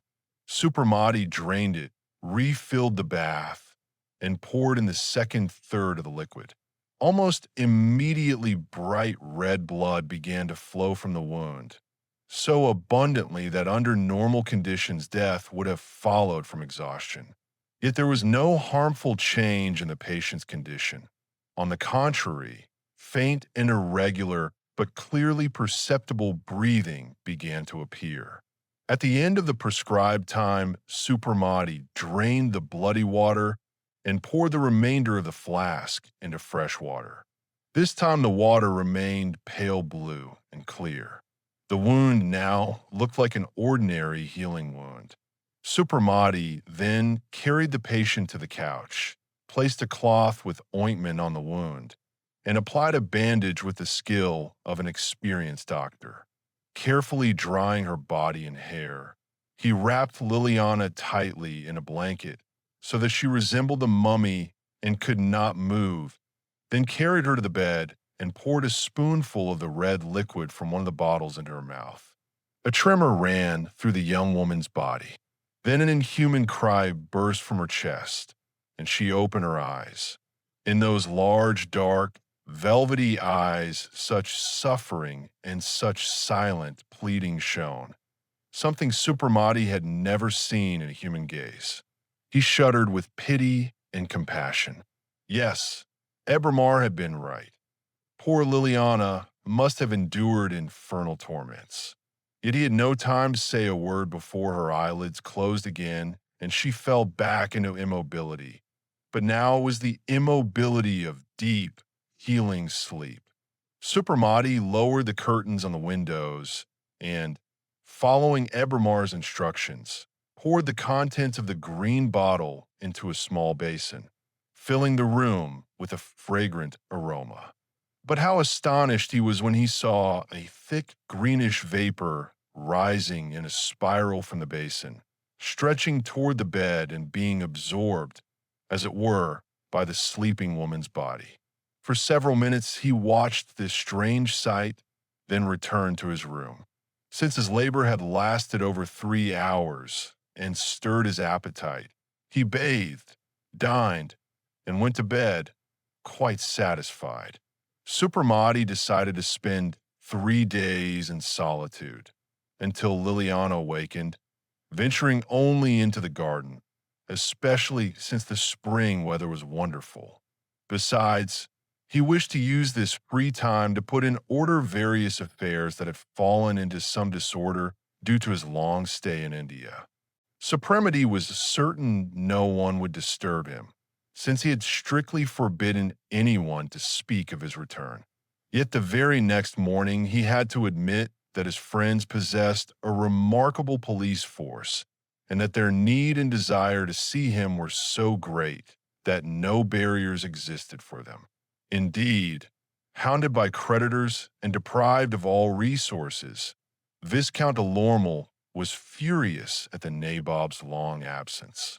He had arranged the strictest surveillance over Suprematy's house, trusting neither his people nor his orders, for Suprematy's servants might very well hide their master's arrival if he commanded silence. So the Viscount secured the cooperation of the porter across the street, who saw the millionaire arrive and immediately informed Lormel. The Viscount felt reborn. The next day, he marched into Suprematy's house with such aplomb that the doorman and servants were stunned while he burst inside. Learning that the prince was in the garden, he went there at once. With diplomatic skill, ignoring Suprematy's evident displeasure and giving him no time to speak, he clasped him in a fervent embrace and showered him with friendly reproaches for leaving secretly, staying away so long, and concealing his return. With vivid colors, he described the universal grief caused by his disappearance and the despair of Perrette, who had even attempted suicide. Then he declared that if his friend was not the most ungrateful and stingy of all present, past, and future nabobs, he must reward his devoted friends and host in their honor a magnificent feast worthy of his wealth. The annoyance Suprematy felt at such a brazen intrusion soon gave way to an irresistible urge to laugh. He could hardly get a word out. The Viscount's eloquence was overwhelming, but he understood well how desperately this ruined drunkard needed him. It amused him greatly. Good humor returned to Suprematy, and he accepted the proposal. It was decided to celebrate the nabob's return with a grand dinner, and to console Perrette in her sorrows, the prince would present her with a valuable gift and a bouquet. Suprematy agreed to everything and handed the Viscount a generous sum for expenses, adding, however, that he had urgent matters to attend to and was feeling unwell, so he would only be at their disposal in 3 days. He was eager to rid himself of the Viscount's exaggerated affection. Indeed, as soon as the Viscount felt the thick wallet in his hands, he hurried to take his leave under the pretext of immediate preparations for the feast. In truth, he rushed off to inform his friends of the great and joyful news. The nabob had returned, a gold-stuffed fool who knew nothing of the value of money. Lormel also wanted to brag about the gifts he had received. After speaking of his stay in India, Suprematy had offered him a splendid dagger with a jewel-studded hilt, a ring with a beautiful ruby, and a box of Eastern perfumes as souvenirs of his journey. Filled with schemes, the Viscount first returned home to count the money and calculate expenses. The result pleased him greatly. The sum he could keep for himself was large enough to meet his most pressing needs. This realization restored his carefree spirits and lifted him into bold hopes. A few more such festivities, and his affairs would be fully repaired. The Viscount visited a jeweler he knew and bought a diamond set that looked impressive, though far cheaper than anything Suprematy would have purchased. After acquiring a huge bouquet, he went to Perrette, stopping on the way to inform two friends of the great news and invite them to dinner. Since Suprematy's departure, the beautiful Alcazar singer had known both bright and bleak days. The rich lover who had replaced the nabob had died suddenly, and since then she could not secure anyone worthy of her, due to the constant rivalry and relentless hatred of Camille Moucheron, who had neither forgotten nor forgiven her victory, namely, that she had vilely stolen supremacy from her, as she put it. At that moment, both rivals were ready to tear each other apart over an American who, to Perrette's indescribable rage, seemed to be leaning toward Camille. So when the Viscount announced Suprematy's return and delivered his gifts, Perrette was seized by such a rush of joy that she nearly fainted, then fell into hysterics. The Viscount did all he could to calm her. At present, he needed her, and in general, they were old acquaintances who helped each other when it suited them. Lormel was not overly scrupulous about truth. Thus, his account of his meeting with Suprematy and the prince's supposed passionate concern for his former mistress was told so convincingly, vividly, and poetically that the boldest plans began forming in Perrette's mind, and before her dazzled eyes already floated a princely crown perched atop her fiery curled chignon. Why not? Women worse than she had married princes. And if Suprematy had not forgotten her after 2 years and sent flowers and jewels like to a bride, then his feelings were far more serious than she had imagined. When I become the prince's wife, I will remember your services, Viscount, and free you from all troubles. You may rely on that, she declared with careless, patronizing tone. Lormel stared at her in bewildered silence. He had never imagined she would draw such a conclusion from his words. If she knew how I barged in on the nabob and practically forced those gifts out of him for her, she would lower her nose, he thought, barely holding back laughter. Then he replied aloud, politely, I have no doubt, my friend, that if such happiness falls to you, you will not forget the one to whom you owe it. Only my friendship made me present you to Suprematy and direct his attention to your beauty and talents. Honest people do not forget such services. But Perrette listened absently, examining the jewel case and admiring the diamonds. A pretty trinket, especially if these diamonds are real, she remarked. The Viscount nearly jumped. Are you in your right mind, Perrette? Imagining the prince would give you fake stones. No, that is certain. And yet, from sad experience, I know such a thing is possible. Remember the magnificent bracelet you delivered to me as the prince's farewell gift, the great emerald surrounded by diamonds? And what happened when, after poor Jules's sudden death, I found myself in need and decided to pawn it? Imagine my surprise when I was told the stones were glass. I was too ill and upset then to pursue the matter or look for the scoundrel who swapped them, but now I intend to. The villain will pay me back, or I will put him in prison. I have even been told the thief will be easy to find. Perrette spoke casually, still admiring the diamonds, though she cast sidelong mocking glances at the Viscount, who had half turned away and was occupied extinguishing his cigar in a crystal ashtray. His face had turned ashy pale, his eyelids twitching and deepening the early wrinkles at his temples. His hand holding the cigar trembled slightly. Yet his voice remained steady when he replied, I hope, my friend, you will not carry out such a foolish plan. The prince will hardly be pleased to be linked to a scandalous lawsuit, and it is not in your interest to publicize your affairs with a man you expect to marry. Truly, the game is not worth the candle. As for the culprit, I can name her without police. It was Fanchette, your second-to-last maid. She left you, got married, and opened a shop. Certainly, it wasn't virtue that gave that creature the means to establish herself so splendidly. You've given me an idea, Viscount. I don't see why I should spare Fanchette. Her shop can repay my losses, Perrette remarked. You forget, dear, that this woman could reveal things from your past that are unpleasant for your future titled position. Take my advice. Calm yourself and forget the matter. The prince's love will reward you more generously for this loss than seizing Fanchette's shop. Perhaps you are right, but from now on I will have my jewels inspected every month to ensure nothing has been stolen. Begin with this set. You will see that you always receive genuine stones from me, he said with a pleasant smile.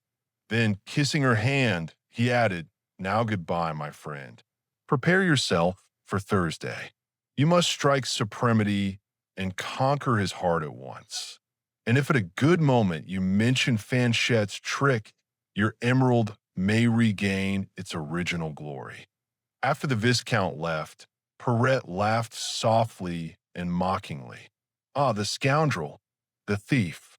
I frightened you today, didn't I? If only you knew I have all the proof of your dirty trick and could have you jailed at any moment, you'd tremble even more. And I will jail you. Just dare to harm me or stand in my way, she muttered. For now I keep quiet so you don't do me some mischief with supremacy.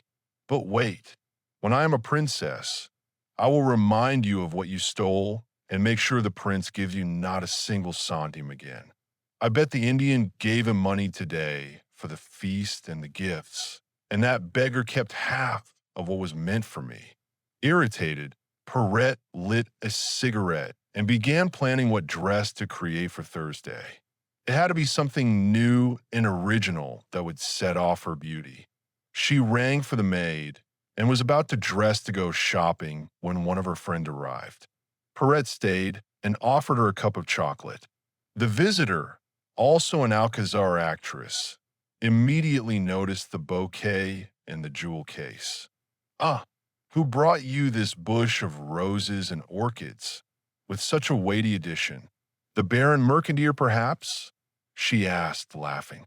Seeing Perrette's disdainful grimace, she added, Do not disdain a generous admirer, or Moucheron will snatch him from under your nose. Let her have that grimy Jew. For me, almost a fiancé of Prince Supremacy. Such people do not exist. Oh, my dear Perrette, your engagement to the prince is ancient history. It's been nearly 2 years since your future husband vanished, and you've given him plenty of horns in that time. I spit on such slander, and so does he. The prince was in India to arrange inheritance matters, and you should understand, dear Lizette, that such affairs take a bit more time than if you or I decided to settle our property. At last he has returned, and his first thought was of me. This bouquet and case are his gifts. Really?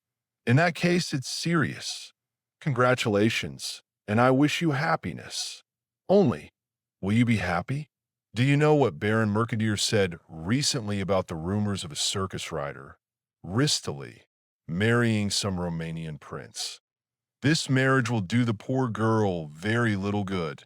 Modern princesses are almost all tavern heroines, and society ladies avoid them because the tuft of the cocotte always peeks out from behind the princely crown. The insolent man, in any case, that comparison does not suit me. I am a dramatic actress, not an acrobat like Ristoli. I will know how to carry myself so that no one will doubt that I am a true aristocrat. Throughout the entire breakfast, the ladies continued to spar playfully. Then Lizette left, and Perrette ordered her coat and gloves to be brought.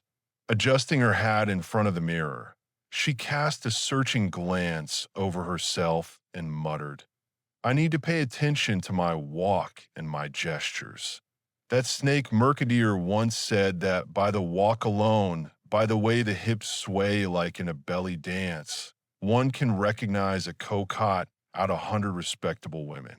I must get out of that habit. I want to look like a respectable woman and be imbued with true dignity. Chapter 10. The next morning, Supremati went into the secret room to see how Liliana was doing. She was still lying motionless, but her breathing was steady, and her pale face had regained a living color. He very much wanted to examine the wound, but he did not dare remove the bandage, for Ebermar's instructions strictly forbade disturbing the patient without a serious reason before she awakened. A greenish vapor still rose from the basin, spreading a spicy, invigorating fragrance which, however, produced in Supremati an irritating and unpleasant impression. When he came the next day, Liliana was sleeping a deep, peaceful sleep like that of a healthy person. A flush played on her cheeks, and she had changed her position. Supremati carefully loosened the bandages that restricted the sleeper's movements and then pondered the necessity of dressing her when she awoke. Obviously, Liliana lived here, so she had to have some clothing. Indeed, after a short search, he found a wardrobe and a chest filled with women's garments. Supremati took out linen and a pink plush dressing gown and placed them on a stool near the bed. On the table, he set wine, fruit, and pastries in case Liliana awoke in the night and fell hungry. Returning to his room, Supremati lay down on the sofa and lit a cigar. He was glad to be free, at least until the next day, from the Viscount and all his entourage, including Perrette. My God, he thought, how repulsive all these shameless, brazen cocottes are, and that corrupt, dishonorable Viscount who annoys me with his obsequiousness and greed. I wager he dragged me to all those feasts only to rob me. If I were sure that by paying this price I could be rid of him and he would leave me in peace, I would gladly pay his debts. Little by little, Supremati's thoughts drifted back to Liliana. He had to consider how best to conceal her presence in the house and avoid the gossip that her sudden appearance would excite. At last, he decided to lead her out through the small alley and then secure her future. Perhaps she will marry and begin a new, honest life, no longer forced to sell herself after receiving such a terrible lesson, he concluded. Besides, it would be quite just that Narayana's fortune should compensate her for the dreadful suffering he, without cause, inflicted upon her. Pleased with his decision, Supremati went to bed. When he awoke rather late, he heard footsteps behind the wall and then a noise as if someone were trying to open the hidden door. Without calling the servants, Supremati dressed quickly and opened the door. The sitting room was empty, but from the bedroom came a stream of fresh air that stirred the lowered curtain. Supremati looked into the room and saw Liliana at the open window. She stood with her back to him, but he noticed she had put on the pink dressing gown and that her hair was arranged artistically. He watched her silently for a moment, then lifted the curtain and stepped into the bedroom. Hearing his footsteps, Liliana turned quickly, and her eyes flashed with such savage hatred that Supremati involuntarily stopped. She, seeing an unfamiliar man, recoiled, turned pale, and leaned uncertainly against the window frame. Her hesitation, however, lasted no more than a minute. Trembling with emotion, Liliana took several steps and cried in a broken voice, "Where is he? He, the executioner who tortured me so mercilessly? Or is he hiding, afraid of my vengeance? Oh, that is impossible," she added wildly, clutching her head with both hands. "Is there any punishment equal to the infernal torments he caused me? Calm yourself, Liliana. The one who brought you so much evil you will never see again. He has faced a justice more terrible than human vengeance. Narayana is dead. By chance, I discovered the crime he committed, and the knowledge I gained in India enabled me to restore you to life. Deeply agitated, Liliana listened to him in silence. "But who are you, generous stranger?" she whispered. "I am Narayana's younger brother, and I will do my best to repair the harm he caused you." Within Liliana, a struggle took place. Her hatred and thirst for revenge dissolved into convulsive sobs. Falling to her knees, she seized Supramati's hand and pressed it to her lips. But he quickly lifted her, seated her in a chair, and gave her a drink, trying to calm the nervous attack that shook her body. "Calm yourself, poor girl. Your suffering is over, and I will take care to secure your future," Supramati said. Meeting his noble and kind gaze, filled with compassion for her, Liliana gradually grew calmer. Supramati's resonant, harmonious voice had a soothing effect. "How little you resemble your brother. There is none of that passionate, cruel fire in your eyes that burned in Narayana's," she said, wiping her tears. "Ah, Narayana was a monster. God alone knows what he made me endure. Later, when you are calm and restored, I will ask you to tell me everything you felt during your lethargy. This question interests me greatly." "Oh, I will gladly tell you everything, my noble savior. But tell me, how did Narayana die?" "He met with an accident in the Alps. But enough of these sad things. You must regain your strength. I will bring you breakfast, and then we will discuss the most pressing matter, where you should live for the time being." Supramati brought the provisions he had prepared beforehand: milk, fruits, vegetables, eggs, and pastries. Setting everything on the table, he cheerfully invited the young woman to eat. Liliana watched Supramati with undisguised curiosity. After warmly thanking him, she immediately began to eat. Her exhausted body urgently demanded nourishment, and she ate with a steadily increasing appetite. "You will think me a glutton," she remarked, blushing. "Well, after such a long fast, your appetite could be even stronger. In your place, I think I would eat an entire roasted bull," Supramati laughed. "Now that you've eaten, let's go to the sitting room and talk." They moved into the sitting room.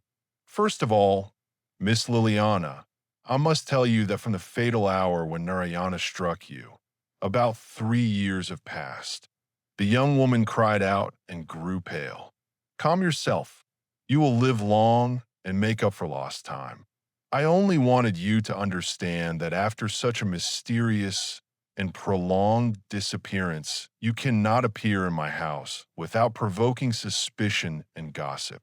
Nor can you remain here, surrounded by such painful memories. Therefore, I have decided to rent an apartment for you in the city. In the evening, I will bring a coachman to the alley, and you will move. Later, you may explain your disappearance and return as you deem best, unless you prefer to avoid your former acquaintances and live in seclusion. Tell me, do you have any belongings here besides the things I found?" "Yes, I do. Near the stairs there is a room you could not have noticed, and in that room are a wardrobe and a chest." "Excellent. Please pack the most necessary things and be ready by 8 o'clock this evening. And now, goodbye for now." In the suburb where Rosalie lived, Supramati soon found a comfortable and elegant apartment consisting of 5 rooms. It was on the first floor of a rather secluded house surrounded by a garden. The ground floor was occupied by the elderly landlord and his wife. Supramati paid for a year in advance, including meals, and announced that the new tenant would move in that very evening. In the evening, he left the house again, hired a cab, and led it to the alley. Liliana was already waiting, completely prepared. She wore an elegant city outfit, gloves, and a hat. To his great surprise, the young man saw on the ground several bulky bundles, various cardboard boxes, and a rather heavy leather sack, which she held on her knees. Clearly, The young woman was taking all her possessions with her. Such foresight, after such a dreadful ordeal, nearly made Supramati laugh. However, he restrained himself and said, handing her a wallet with money, "Here is something for your initial needs. Tomorrow or the day after I will visit you, and we will decide your future. But tell me, how do you feel? I did not even ask whether your wound pains you. Imagine, every pain has vanished, and the wound has completely healed. Only a bloody mark will probably long remind me of Narayana's last treat. Come then, I will carry your things. But what do you have in this heavy bag?" "My jewelry." With some difficulty, Supramati helped Liliana, along with her bundles, boxes, and leather sack, into the cab. Then he gave the coachman the address. "Remember, you are forbidden to eat meat," he called after her with a bow. In the evening, before going to bed, Supramati summoned the steward and, pointing to the hidden door, now wide open, said, "There, evidently, was the late prince's laboratory. Have everything cleaned and put in order. I am moving my bedroom to the other side of the library into the gray sitting room, and everything here will be redecorated. I will choose the furniture and fabrics myself. I am marrying soon, and the princess will live here." The next morning the workers arrived. With the ease and speed that wealth provides, everything was done as the master wished. As if by magic, the bedroom was transferred to the designated place, and then they began cleaning the secret room, which the steward found deep in his heart, quite unlike any laboratory. Arriving in her new quarters, Liliana first counted the contents of the wallet and, very pleased with the result, began inspecting the apartment. She was less pleased with the apartment itself. The simple elegance and not entirely fashionable furnishings did not suit her. She loved luxury and, thank heaven, was now in a position to deny herself nothing. Wasting no time, she went to the landlord and asked if he would allow her, at her own expense and according to her taste, to refurnish the apartment. He readily agreed. From that morning, Liliana ran from shop to shop, displaying a feverish activity. Several hours later, the wallpaperers got to work, and by the evening of the next day, everything was finished. The apartment had completely changed its appearance. From the pink satin boudoir, the white cashmere bedroom, to the Renaissance-style dining room, everything breathed refined elegance and bore a special imprint. In addition, Liliana hired a chambermaid, bought herself a new wardrobe, and acquired a white pinscher, as she loved animals very much. The little dog, brushed and perfumed like a lump of snow, lay on the satin-upholstered sofa and looked at its new mistress with a satisfied gaze. Liliana herself dressed with particular care and eagerly awaited her benefactor. The wallet she had received had noticeably emptied, but this did not trouble her. Hadn't Supramati said he would generously provide for her future? With a pleased smile, Liliana recalled the tall, slender figure of the prince, his pleasant face, and brilliant, kind gaze. He is kind, handsome, 1,000 times better than Narayana, and as generous and good as he was rough and cruel, she murmured for the 20th time, approaching the mirror to adjust her hair, bow, or the fold of her morning dress. Unable any longer to contain her impatience, she went to the window and began to wait for Supramati's arrival. Her heart beat faster and faster at the thought that perhaps the young man might fall in love with her. He would not torment her with whims, jealousy, and undisguised contempt like the late Narayana. More and more clearly before her mind appeared Supramati's smiling gaze, and in her heart and ears sounded his calm and harmonious voice. At that time, Supremati was experiencing all the delights of a grand feast. The entire theatrical rabble had gathered in full, and Perrette, rushing into his arms, was so excited that she fainted.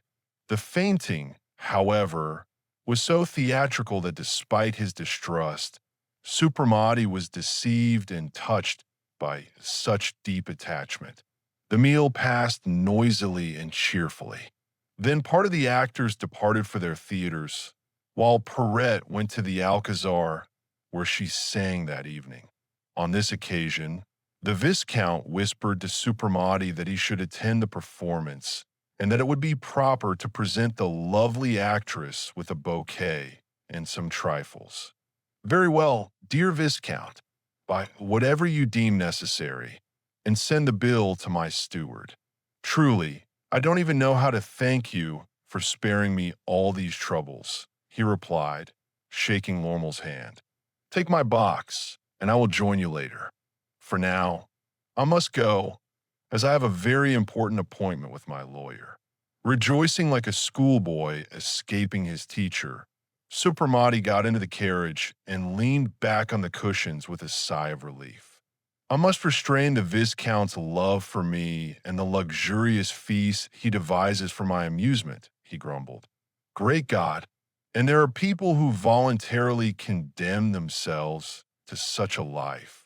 Never at home, always running the streets and restaurants, always among strangers who care as little for him as he for them, forever flitting in this bustle, from lunch to dinner, from theater to brothel, and all in the company of empty, vicious, and foolish people whose entire interest centers on lewd anecdotes and even more lewd exploits with dissolute women.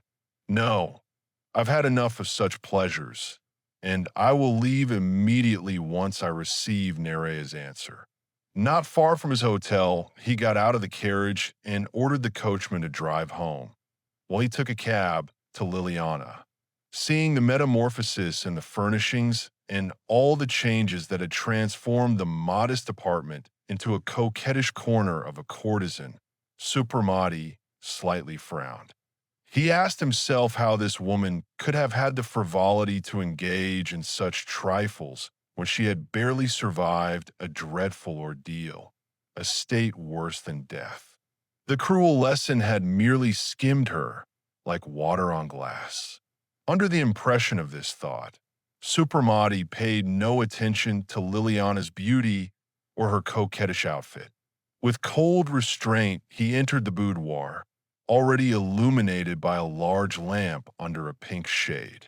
There, the chambermaid Georgette was already serving tea. Supremati soon realized that Liliana was trying to please him, hoping to make him a substitute for Narayana, but he decided to disabuse her as quickly as possible and to put an end to her coquettishness immediately. He said, accepting a second cup of tea, I have a request for you, Miss Robertson. Oh, I am entirely at your service, Prince. Here is the matter. I have already told you that I studied medicine in India, and the extraordinary state in which I found you greatly interests me from a medical point of view. Therefore, if it is not too burdensome, tell me what you felt during your lethargy. I would like to record these precious observations and develop them together with other cases. With these words, he took a notebook and pencil from his pocket. I will gladly tell you everything, even the story of my life, if you do not tire of hearing it. Liliana replied vivaciously. I am very grateful for the trust you place in me. I confess, I am very curious to know what could have caused such a strong conflict between you and Narayana that it drove him to murder. I will begin with my parents and briefly recount my life from the day I was born. My mother was French, a lace maker by trade. She was very beautiful and very frivolous. An English merchant fell in love with her and, after my birth, married her. Their family life was very unhappy. My mother was licentious and my father was hot-tempered and jealous, and before my childish eyes, many repulsive scenes occurred. I was 5 years old when my mother ran off with an Italian singer and took me with her. Later, I learned that my father searched for me long and in vain. When he died of apoplexy, his brother took all his property. My share was only a small sum, sent to me at my mother's request. I never saw a penny of it, for my mother squandered it with her lover. Then the Italian abandoned my mother, and we began the most wretched life. One day feasting, the next day without even bread. Lovers were only casual, of my mother aged, and no paint or art could hide the traces of time on her face. My mother grew ever angrier, began treating me badly, even beating me. More than once it occurred to me that she envied my youth and beauty. Nevertheless, she strictly supervised me, determined that I should contribute to our shared happiness. She taught me to sing, and thanks to an old friend, I debuted in a small theater. Later, I moved to operetta and had enormous success. My mother became increasingly tyrannical and even chose my lovers herself, allowing only the richest admirers. I had been on stage for about 2 years when one evening, in one of our theater boxes, Narayana appeared, a nabob, as one of my companions called him, returning home. I found a basket of flowers and a case with a huge perfume bottle. "Here is the lover you must marry," my mother said, examining the gift. "Make yourself only request him, and keep yourself strict until he is tamed." I took her advice and followed it. Narayana was mad about me, and my resistance drove him into fury. His adoration and gifts pleased me, but I liked him little. There was something in his eyes that filled me with fear. Eventually, my mother sold me to him. One day, she announced that the prince had confessed he wished to marry me, but wanted her to leave Paris first.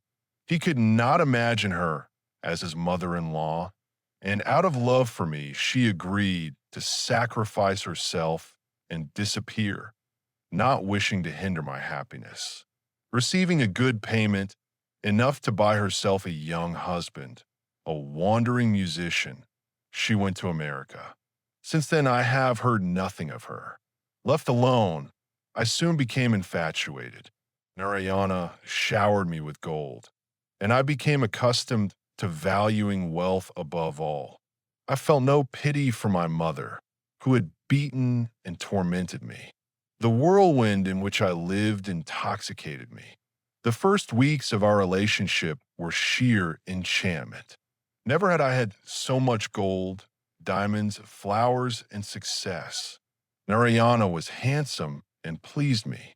Everyone envied me, yet in his behavior toward me, there sometimes appeared something that offended and repelled me. One day, when Narayana was particularly cheerful and tender, I reminded him of his promise to marry me, given to my mother.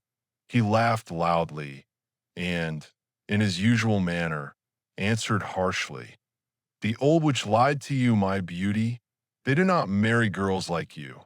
They only love them, which is much better.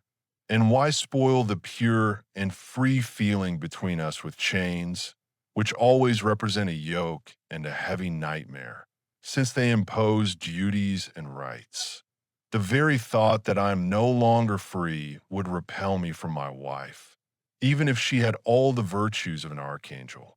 And what could I give my lawful wife that you do not already possess? You enjoy royal luxury. You have a little nest woven of silk and lace. At parties and in theaters, you are seen with me even more often than if you were married. So be content and do not dream foolish dreams." I remained silent, but deep inside I was furious, for I dreamed of becoming a princess. From that day, a hostility arose between us.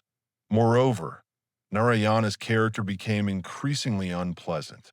He had gloomy hours when he would lock himself away and refuse to see anyone.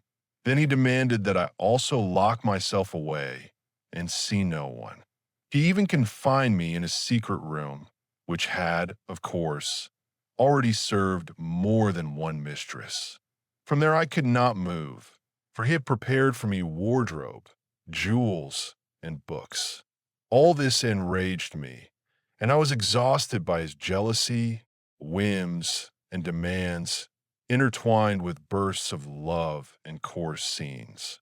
I began to hate him and disregard him. Was I not free?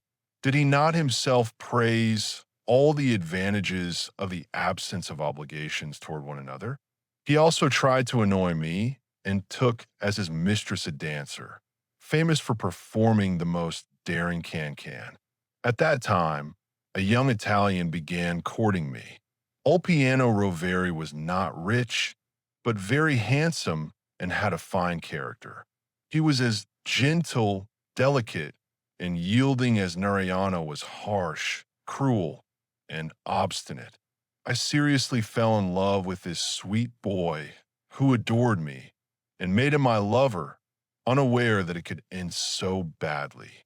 When Narayana learned of this, he flew into a terrible rage, but then quickly calmed down, which should have aroused my mistrust, especially when he asked me to spend the night with him to explain and reconcile. I went, as I myself sought a break, but the scene he made was beyond all my expectations. He insulted me and mercilessly humiliated me, and I, beside myself, protested when he demanded that I forever renounce Ulpiano, and upon my refusal threatened to kill him. I declared to him that I hated him, that he was repulsive to me, and that from that moment I severed all relations with him and reclaimed my freedom. Pale with rage, he seized a dagger from the table, bought just a few days before, and before I could figure out what to do, he plunged it into my side. I screamed and tried to run, but I had no strength and fell to the floor. I felt blood flowing like a stream and then lost consciousness. A terrible pain, for which there are no words, brought me back to awareness. It felt as though I was being pierced with red-hot iron, and I opened my eyes. Pale and confused, Narayana bent over me, pouring some liquid into my wound. The pain I felt was so great that everything else faded. Nevertheless, I did not lose consciousness. Only icy cold and leaden heaviness engulfed my body. Only the wound continued to burn like fire. I could see nothing but felt and realized that Narayana was dragging me to another place. He was completely mad. At one moment, he spewed curses and vile blasphemies. At another, covered me with passionate kisses. Finally, he immersed me in something wet, and dead silence reigned around me. It occurred to me that he had buried me. In a frenzy of horror, I wanted to scream, leap, shake off the weight pressing on me like a rock, but I was completely paralyzed. Liliana paused for a moment, overwhelmed by the horror of her memories. She breathed heavily, tears streaming from her eyes. Then, suppressing her weakness, she continued her story.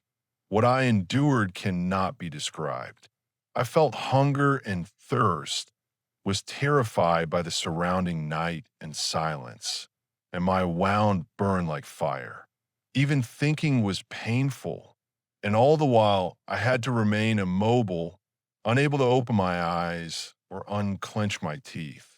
Only hell and its denizens could invent such torments. Sometimes it seemed that cold sweat broke out all over my body. At some point, I cannot tell the time, a noise sounded as if a lock were being broken. Then I heard the door at the foot of the bed open and footsteps. That was me. I accidentally managed to open the secret room. I found you in a glass case, but thought I saw a corpse. Narayana had died several months before, interrupted Supermati. Then for a moment I had hope of rescue. But when the dreadful silence returned, I thought I would lose my mind. Liliana continued, wiping her damp forehead with a trembling hand. Then I thought to pray. With all the strength of despair, I called upon Jesus Christ and the Blessed Virgin Mary, begging them to have mercy on me and restore me to life or send death. I do not know if my prayer was heard, but I was filled with a sense of relative peace. From this apathy or stupor, I was brought out by the sound of shattered glass.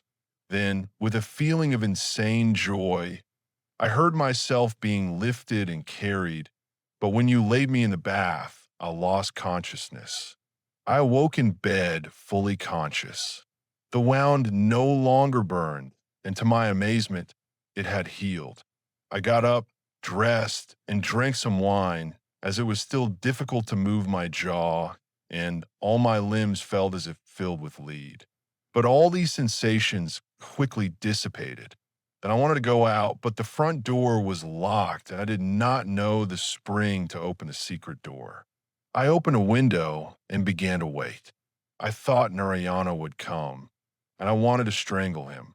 But instead, you appeared, my savior and benefactor. My gratitude to you will end only with my death. Liliana seized Supramati's hand, and before he could stop her, pressed her lips to it. Poor creature, I understand how much you must have suffered, he said sympathetically, quickly withdrawing his hand. Do not exaggerate my merits, and do not curse Narayana.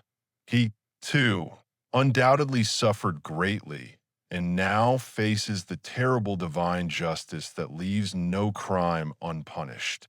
Now, dear Miss Liliana, let's leave the past and think better of the future.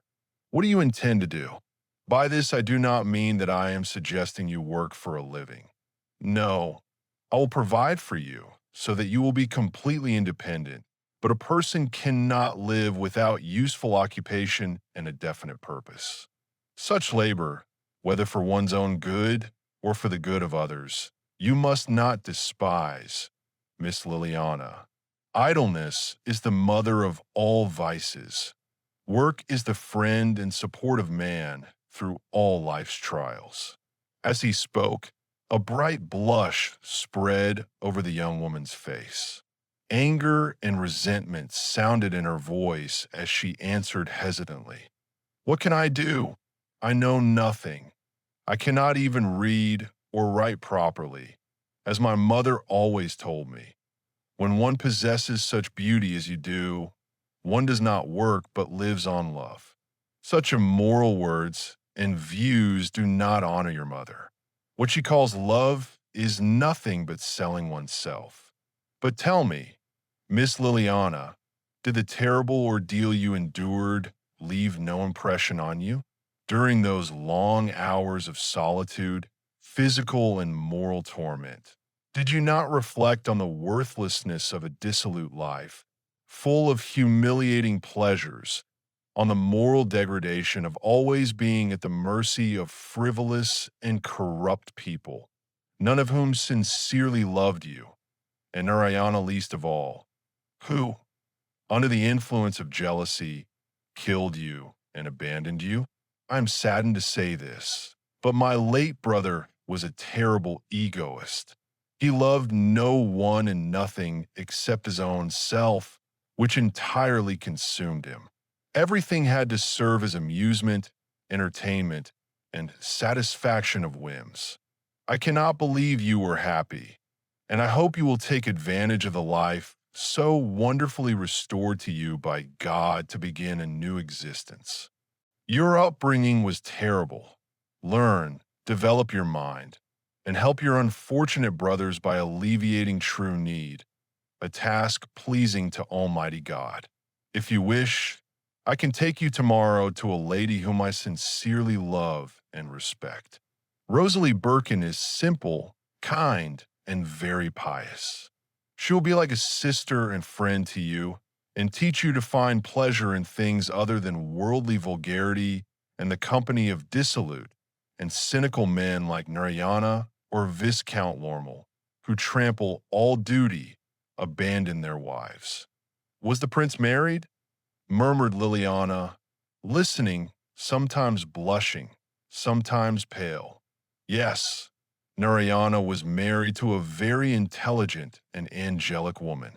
He abandoned and neglected her to pursue love affairs and visit backstage, linking himself to a shame with a viscount and other gentlemen of the same kind, who used their idleness serving actresses and lending money to actors under the pretext of honoring their talent. These gentlemen consider themselves very interesting, as they have broken entirely with duty, honor, and conscience. With all this company of men and women, whose prematurely aged and worn faces eloquently speak of their wretched lives, you, Miss Liliana, must finally break away if you wish to start a new life and marry.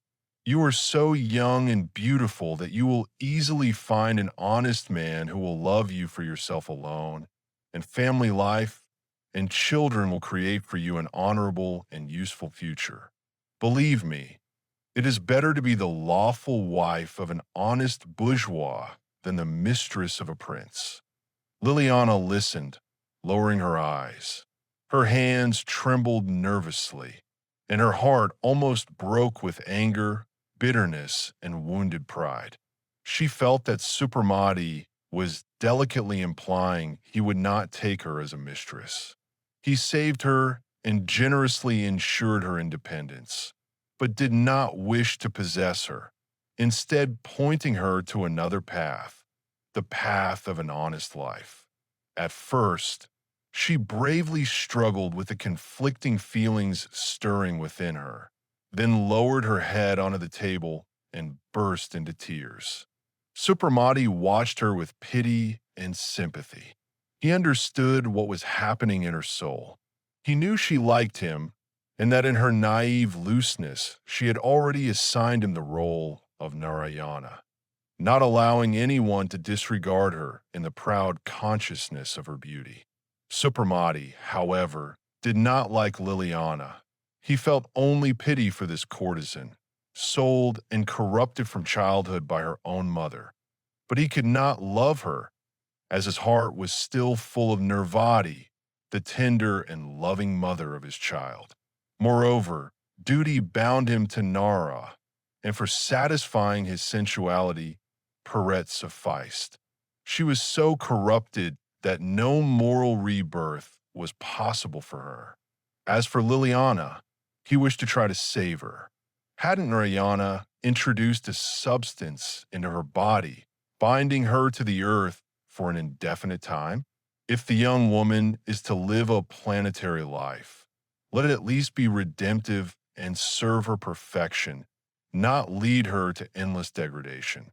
Goodbye, Miss Liliana, he said, rising. Today I cannot stay with you any longer, but if you wish, I will come the day after tomorrow and bring Rosalie. Liliana, without raising her head, extended her hand. Come and bring this lady. I will try to live as you wish, she murmured in a subdued voice. Supramati warmly shook her trembling hand. Thank you. You cannot give me greater joy than by beginning a new life. I will be doubly happy if, having saved your body, I also save your soul. Liliana said nothing, only cried even harder.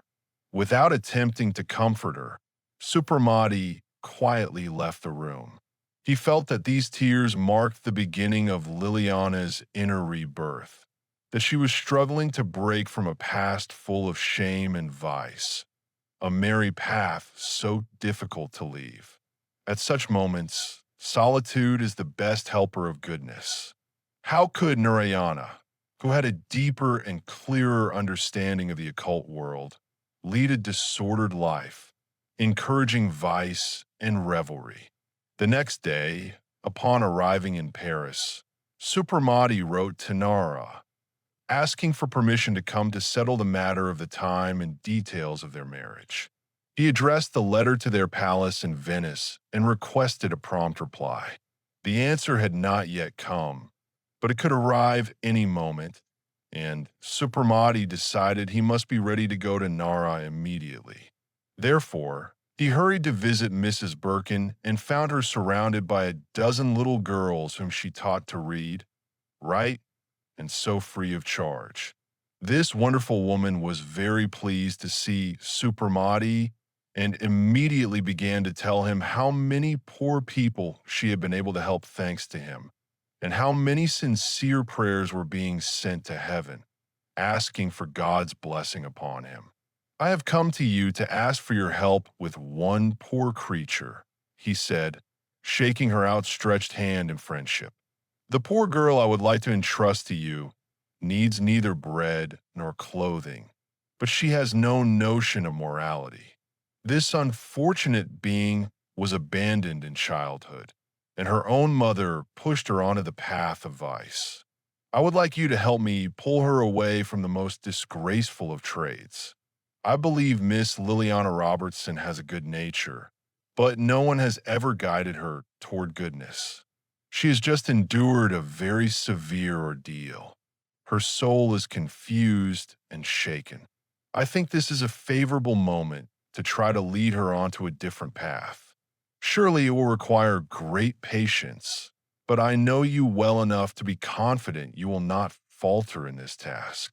You may be sure, Prince, that I will do everything possible to guide the young woman onto the path of virtue, and if she is receptive to repentance, my efforts will succeed. You give me a sacred commission, and I am deeply grateful to you for it.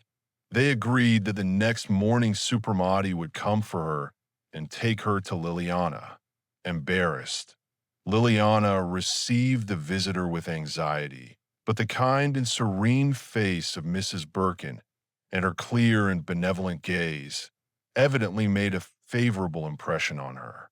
With sweet frankness, Liliana declared that she gratefully accepted the advice and friendship of the generous protector of all the oppressed, about whom the prince had spoken to her so highly. Seeing that such a good relationship was developing between them, Supramati withdrew. Chapter 11. About 2 weeks had passed. No response had come from Venice, and this silence filled Supramati's heart with anxiety and annoyance.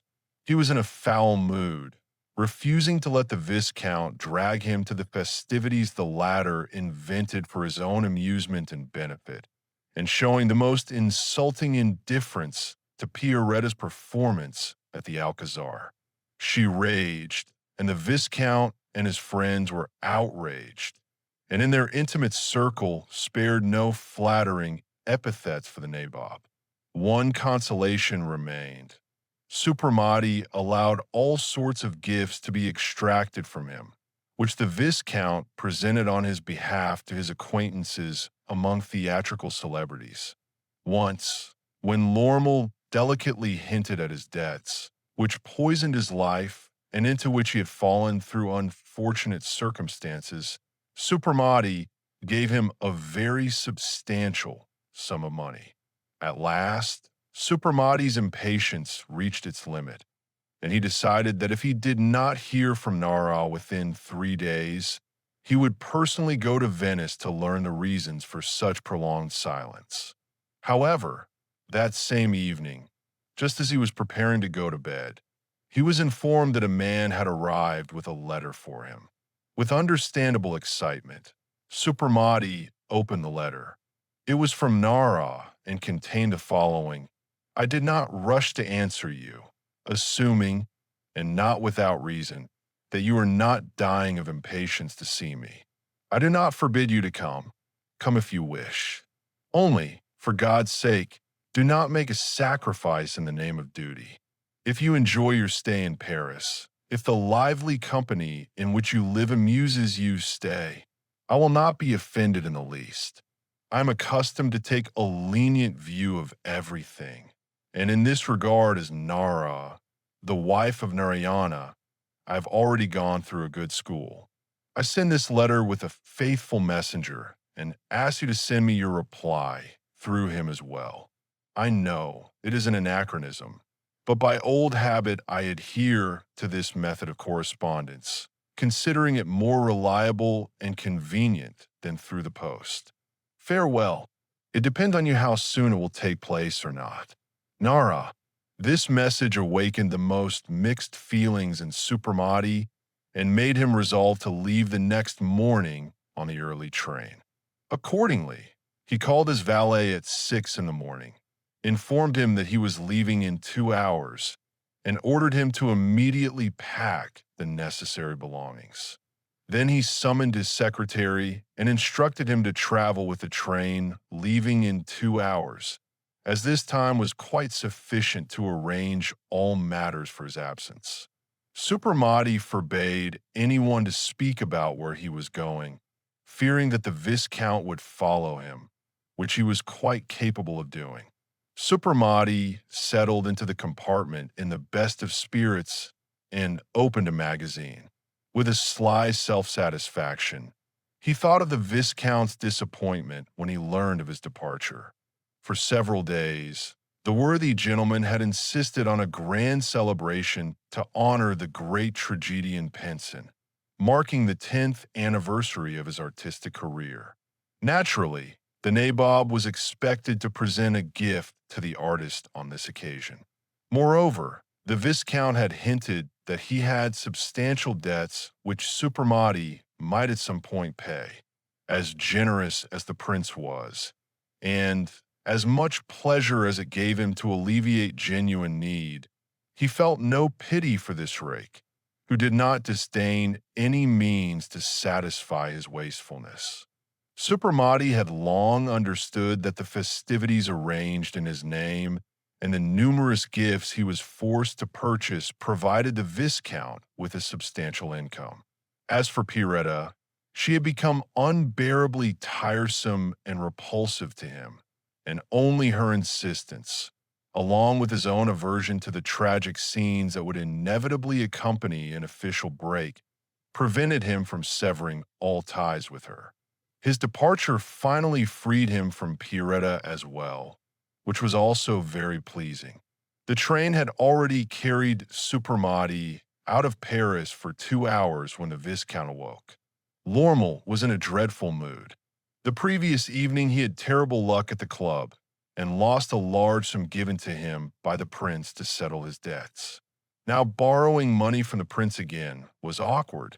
Fortunately, tomorrow was Pierretta's birthday and Penson's anniversary, for which a grand feast was being prepared. This would slightly improve his situation. Carefully dressed, he seated himself in his carriage, first ordering a large bouquet and a lavish dinner for the next day. Then he instructed to be taken to the prince's hotel, entering its vestibule as if he were a familiar person. But barely had he entered when he stopped in astonishment at the disorder reigning in the nabob's house at such an unseasonable hour. The Swiss, Sebastian, stood in a home jacket in the vestibule, loudly talking with his wife, who was busy in her room with the door wide open. On the staircase steps, 2 little daughters of the Swiss were playing with a cat. A ball lay on the floor. "What does this mean, Sebastian? Is the prince sleeping so long today that you are even here in a morning jacket at this hour?" asked the Viscount sternly. The Swiss, not noticing the Viscount entering through the open door, quickly turned and bowed respectfully. "Ah, Sir Viscount, His Highness left today at 7:30, taking Mr. Tortosa with him, and at 10 o'clock his secretary followed him. Where has the prince gone? How long will he be absent?" asked Lormel, turning pale. "No one knows, but it is presumed that something special has occurred, as yesterday, after midnight, a man arrived with a letter, which Jacques immediately delivered to His Highness despite the late hour. We could not learn who this messenger was or where he came from, as he was very silent. His Highness ordered him to be given a separate room and a good dinner. Today he took him with him. At 6 o'clock, the prince summoned Jacques and ordered him to pack the belongings. Everything was done in an instant. The secretary instructed the steward to lock the rooms, as the prince's absence will continue for an indefinite time. The entire household staff was left until further notice. All chandeliers and paintings will be covered today. The Viscount turned pale, feeling his legs weaken. "He did not leave me a letter," he muttered in a strained voice. "No, Sir Viscount, only a note from Mrs. Rosalie Birkin, the widow." The Viscount interrupted him with a furious gesture and almost ran to his carriage. He was gasping. Was this odious Indian hiding without warning anyone and leaving not even a note for his best friend? Not a villain. Narayana had never acted so. One could always candidly confide one's financial difficulties to him, and he understood at half a word and helped without counting. But this monster, suddenly, he thought that perhaps Supramati had written to Rosalie Birkin about his destination. Losing no time, he went to the widow. She had received the note, but according to her, the prince only stated that he was leaving for an indefinite period and declared that he had increased her monthly allowance for charitable works. Like a drunk, the Viscount returned to his carriage. His head was spinning, and he cursed himself for having gambled the previous day. With the sum lost on the green table, he could have settled all his affairs. What would become of him? His main creditor would wait no longer and would sell his horses, carriage, and furniture. A huge scandal would ensue. Despite his rage and fear, he went to the florist and the restaurant owner and canceled the ordered bouquet and dinner.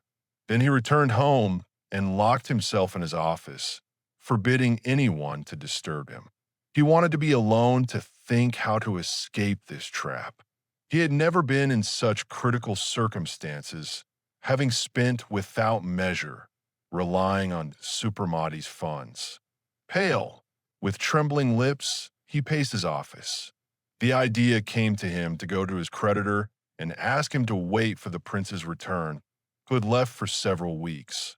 Upon his return, Lormel would receive the large sum loaned by Supramati. But he admitted to himself that the pretext was weak and more than doubtful, and that the shrewd Jew would not believe the tale that the nabob had borrowed from a ruined man. Finally, he sat at his desk to tally all his debts. Sorting through various papers in a drawer, he noticed a note written by Supramati. At first, he mechanically skimmed it, and then a bright blush spread across his face. Perhaps in this unexpected find lay his salvation? "Dear Viscount," wrote Supramati, "select a few things for Pirita from Murino. Send the bill to the hotel. It will be paid as soon as my secretary returns." There was a signature, but no date. It was on this circumstance that the Viscount based the plan that had formed in his mind. In fact, this note had been written 2 years earlier, during Supramati's stay in Paris. But the circumstances aligned so perfectly that no one could have the slightest doubt. Weighing all the circumstances once more, the Viscount, wasting no time, went to the jeweler who supplied Supramati, or, more precisely, from whom Lormel purchased gifts for him, distributed at the nabob's behest far and wide. He expressed a desire to see the shop owner himself, and, with indifferent calm, showed him the note.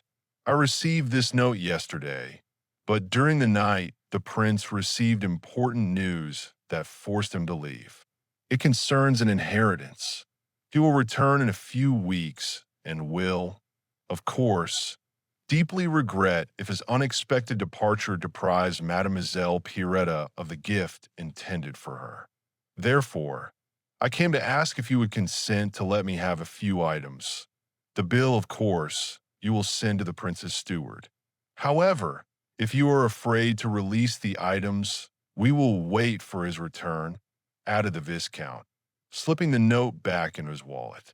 Only, I suppose, the prince will be very surprised by your distrust after the large purchases he has made from you.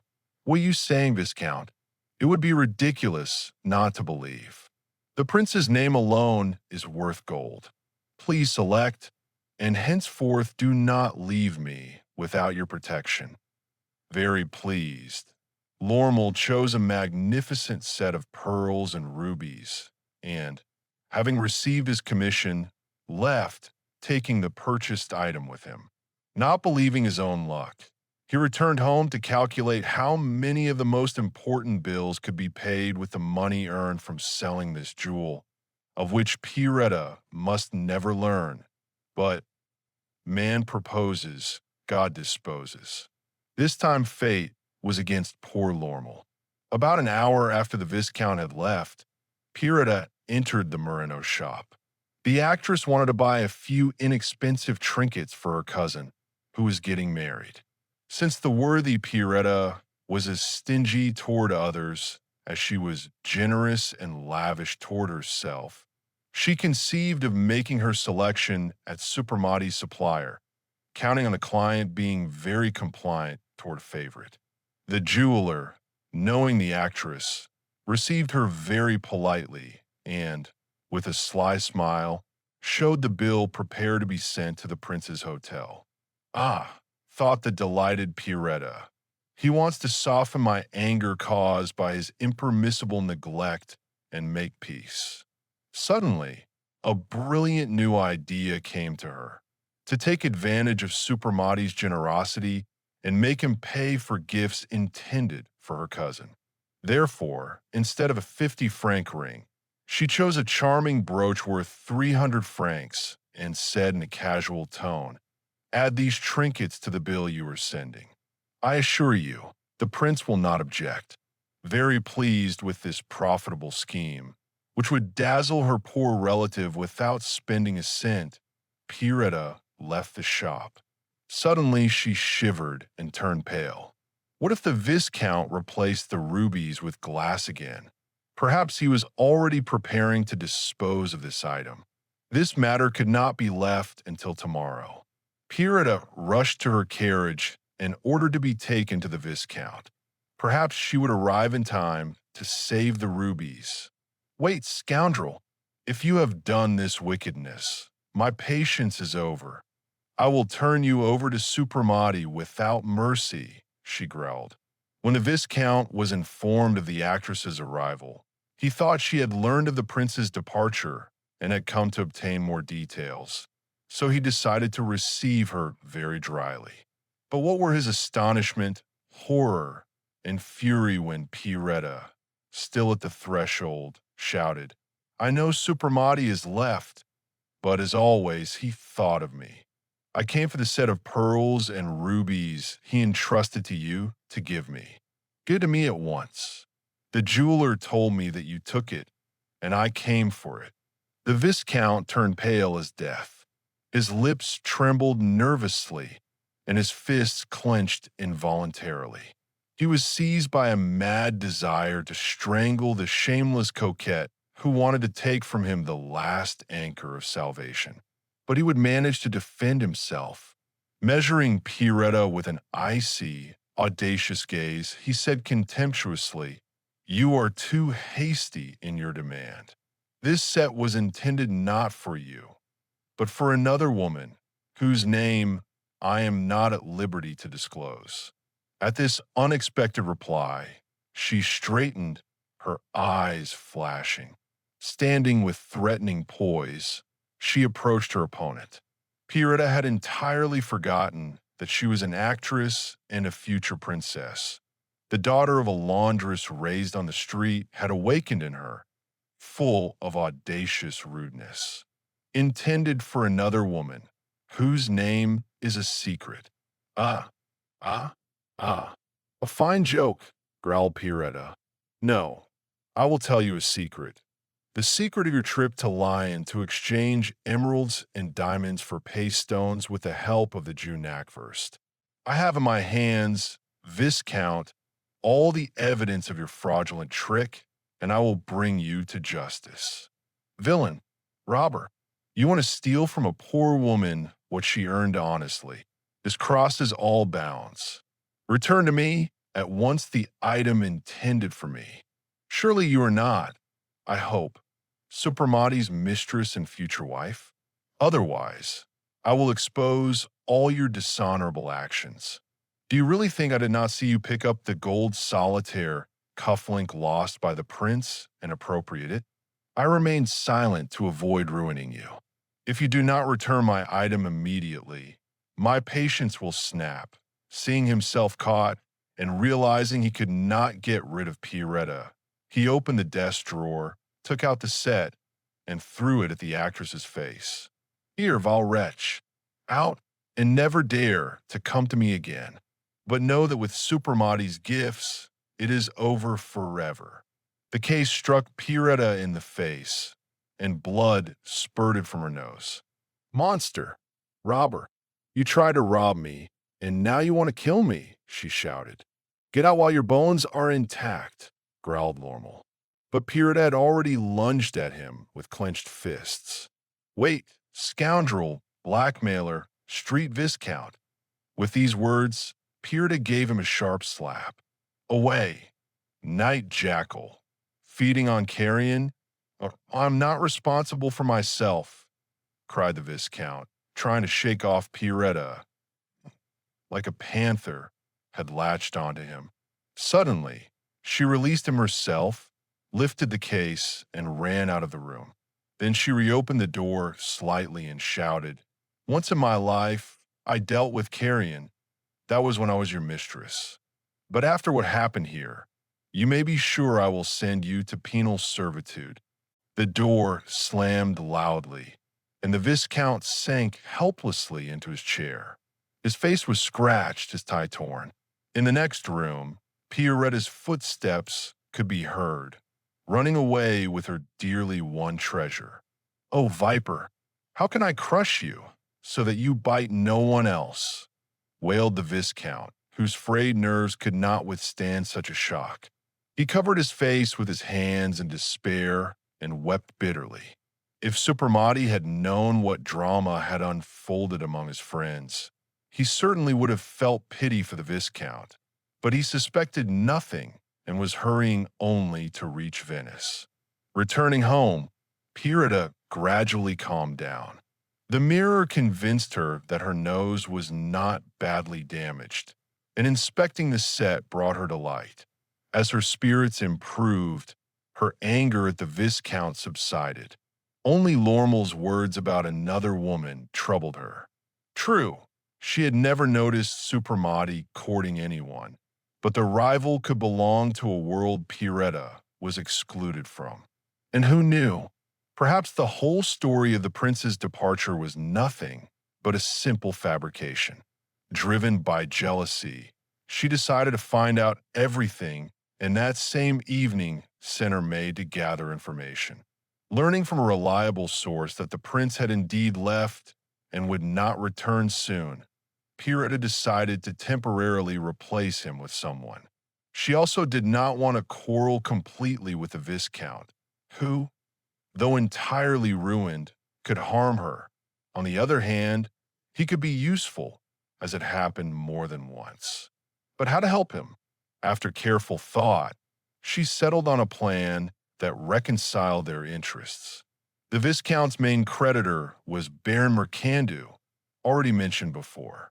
This Jew was simultaneously a banker, an industrialist, and a moneylender. He had seriously fallen in love with Pierretta and persistently pursued her. But the beautiful actress was harsh with poor Mercandu and mocked the little dark-skinned man with a hooked nose who dared to compete with the handsome Supramati. Pierretta seriously considered this persistent admirer for the first time.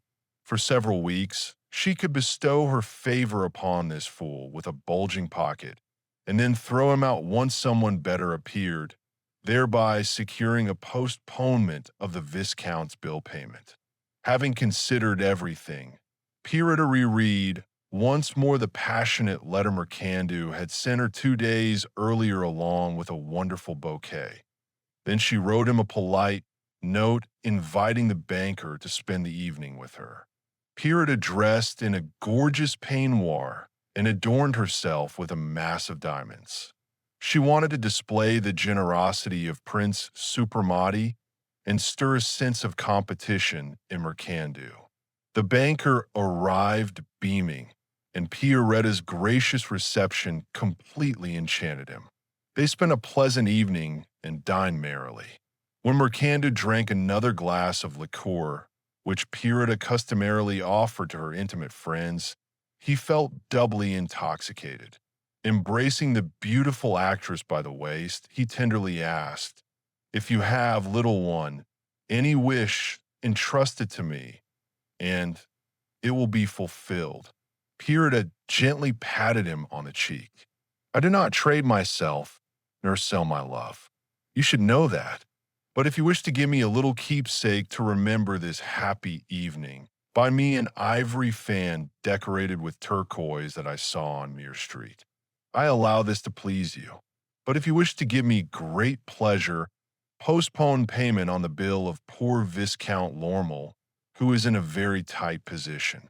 Prince Supramati, you see, left before the Viscount could request from him the sum needed to pay you on the bill, and the prince would not have refused him in view of the great services rendered by the Viscount and the friendship binding them. Undoubtedly, Lormel is a scoundrel, but he is very obliging and dutiful. One should not strangle him over an amount that is a mere trifle for a rich man like you. Well then, will you be kind? Will you grant him a postponement until the prince's return? I will do everything you wish, my queen, and grant the Viscount a postponement for the term you yourself set," replied Mercandu courteously. Wasting no time, Pierretta brought a writing pad and placed the pen in the baron's hand. "Your queen desires that you do not delay your magnanimous decision," she coquettishly said. Mercandu obediently wrote the note dictated to him by his lover. "Dear Viscount, do not worry about your bills. I understand that sometimes difficult situations arise and therefore grant you a postponement until you are able to pay me without embarrassment. This must be sent to the Viscount as soon as possible," thought Pierretta. "Despite everything, I will be very distressed if he attempts to take his own life." As soon as Mercanda left, Pierretta wrote the following note. "Ungrateful rogue, you do not deserve my attention, but I, being better than you, have used my influence over Mercandu to secure for you a postponement of payment until Supramati returns." Despite the late hour, she immediately sent the note to the Viscount with her maid. After Pierretta departed, Lormel was in an apathetic, utterly despairing state. He went nowhere and received no one. The Viscount did not want anyone to see his scratched face and, moreover, was genuinely haunted by thoughts of suicide, as he could see no way out of his desperate situation. Therefore, it is understandable what effect Pierretta's note with Mercandu's attached letter had on him. In an instant, his audacious aplomb and all his vulgar carefreeness returned. She understood, the vile girl, the harm she caused me, and trembles so that I do not harm her with Supramati. Truly, I would have ruined her had she not arranged this postponement for me. The next morning, a joyful and cheerful Viscount breakfasted lavishly and began pondering what reply he should send to Pierretta. In any case, she was useful to him, and at the very least, he should send her a beautiful bonbonniere as a token of gratitude. But beautiful bonbonnieres were expensive, and the Viscount had no money. Suddenly, a brilliant idea struck him. He remembered the magnificent shell box, adorned with gold and miniatures painted by one of Boucher's contemporaries. This box had once served as a bonbonniere. The Viscount had given it to his fiancée on their engagement day. but upon leaving the marital home, the Viscountess had either forgotten or voluntarily left the bonbonniere, which reminded her of the most fateful day of her life. Without the slightest pang of conscience, and not even realizing the full cynicism of his behavior, the Viscount took out the box and sent a footman for candies, silk paper, and blue ribbons. Packing his parcel, he sent it with the following note: "Your conduct toward an old friend and nobleman is vile. Harsh words, but I insist upon them, and let this be your punishment. Yet true friendship bears all and forgives. I appreciate your good intent, and thank you. Let the past be forgotten, and now I must set out to find that vile trickster Supremati. To punish him for his undelicate flight, I will make him pay double," muttered the Viscount.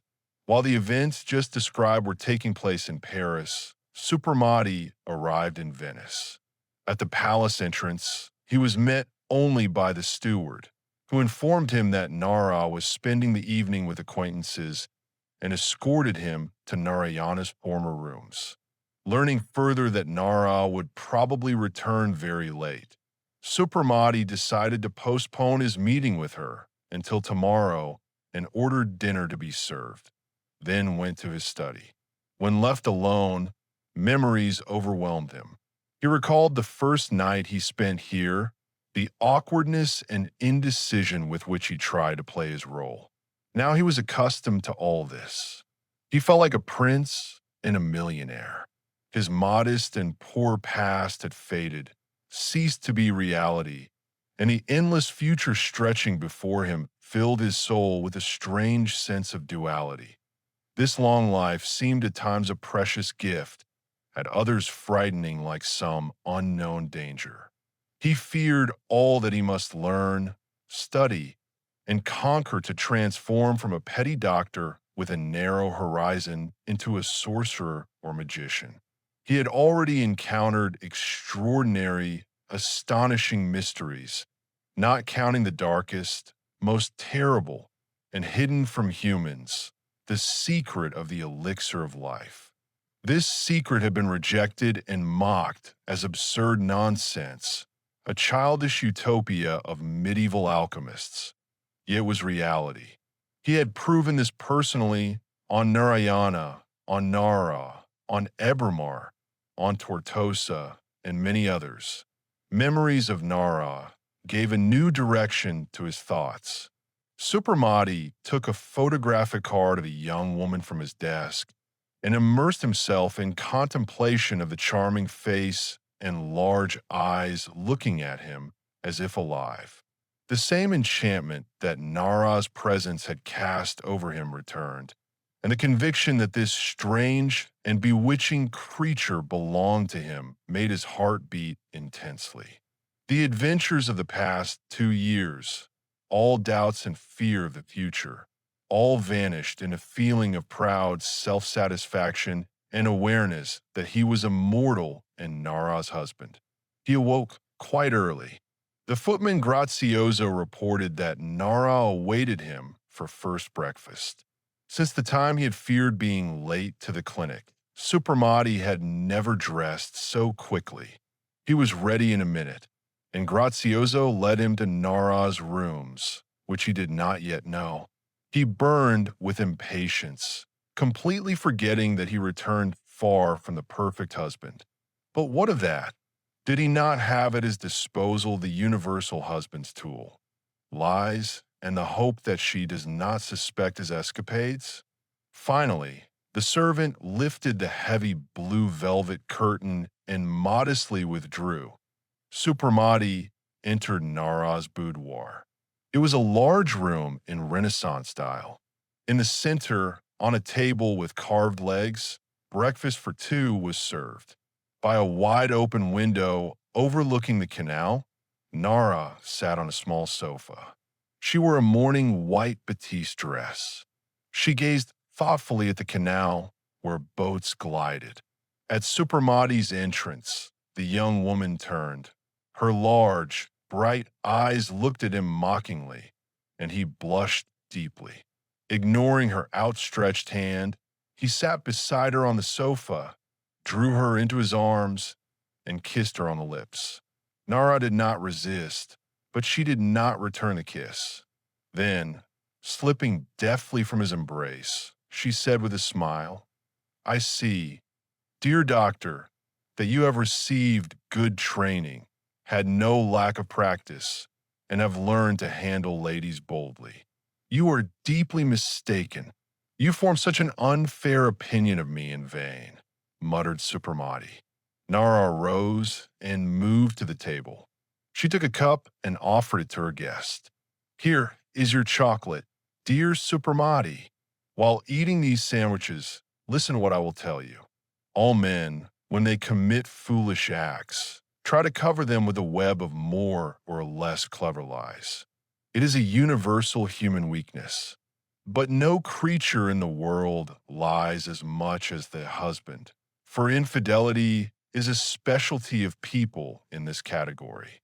I will not analyze what prompts them to betray, except when they are under a woman's gaze, be she wife or mistress.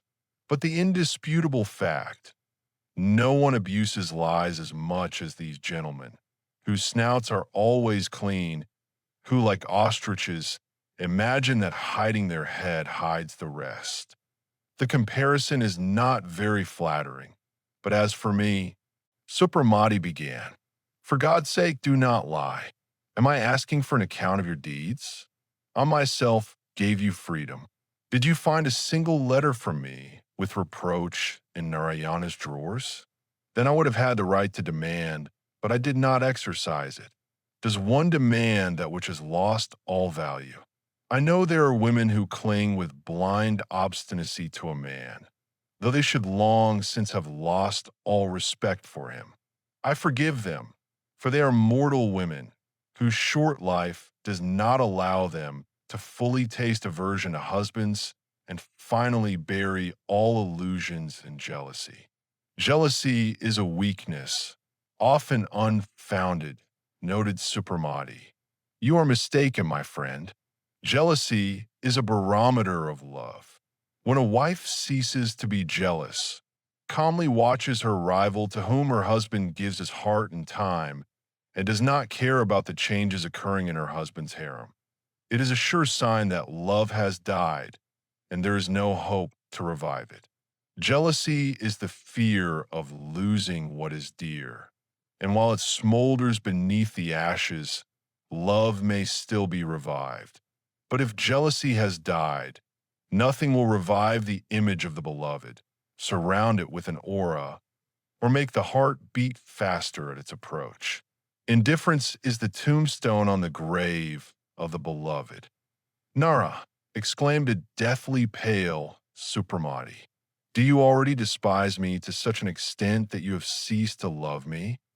A faint smile passed over the young woman's face. She shook her head and replied, "Your words reveal all male vanity. But rest assured, Supramati, I cannot cease to love you, for I have not yet loved you. One is not loved solely for one's beauty.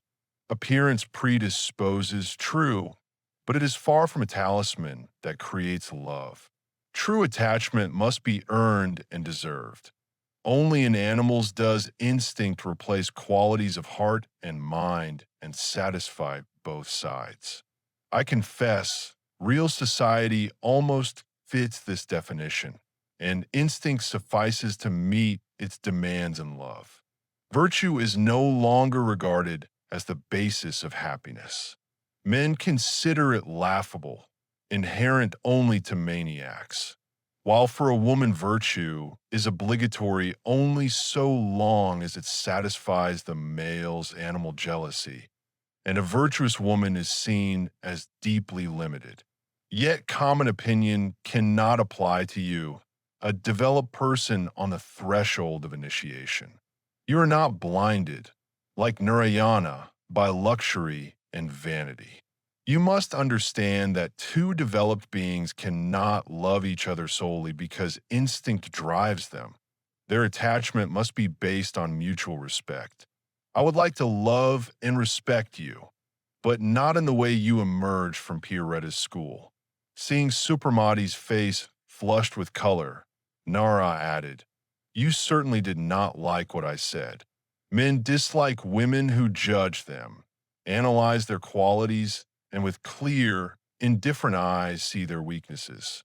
I experienced this with Narayana, who, despite his immortality and fragments of acquired knowledge, was limited, selfish, sensual, and vanity-ridden.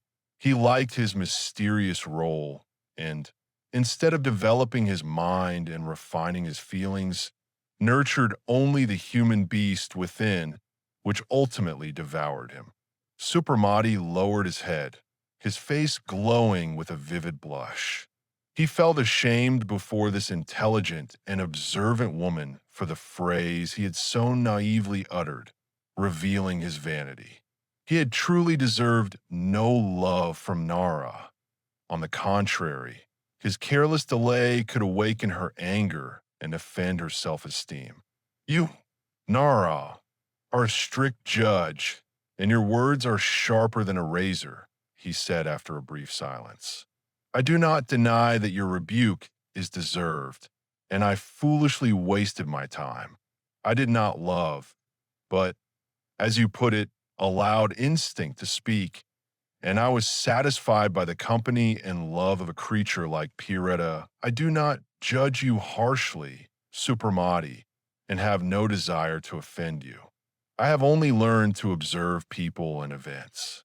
Time and reflection were my teachers, and I could not blindly and indifferently pass by the mysteries surrounding me. I studied the properties of primordial matter, learned to discipline my will, and underwent initiation." Supermati quickly straightened and looked with surprise at the intelligent face of the young woman.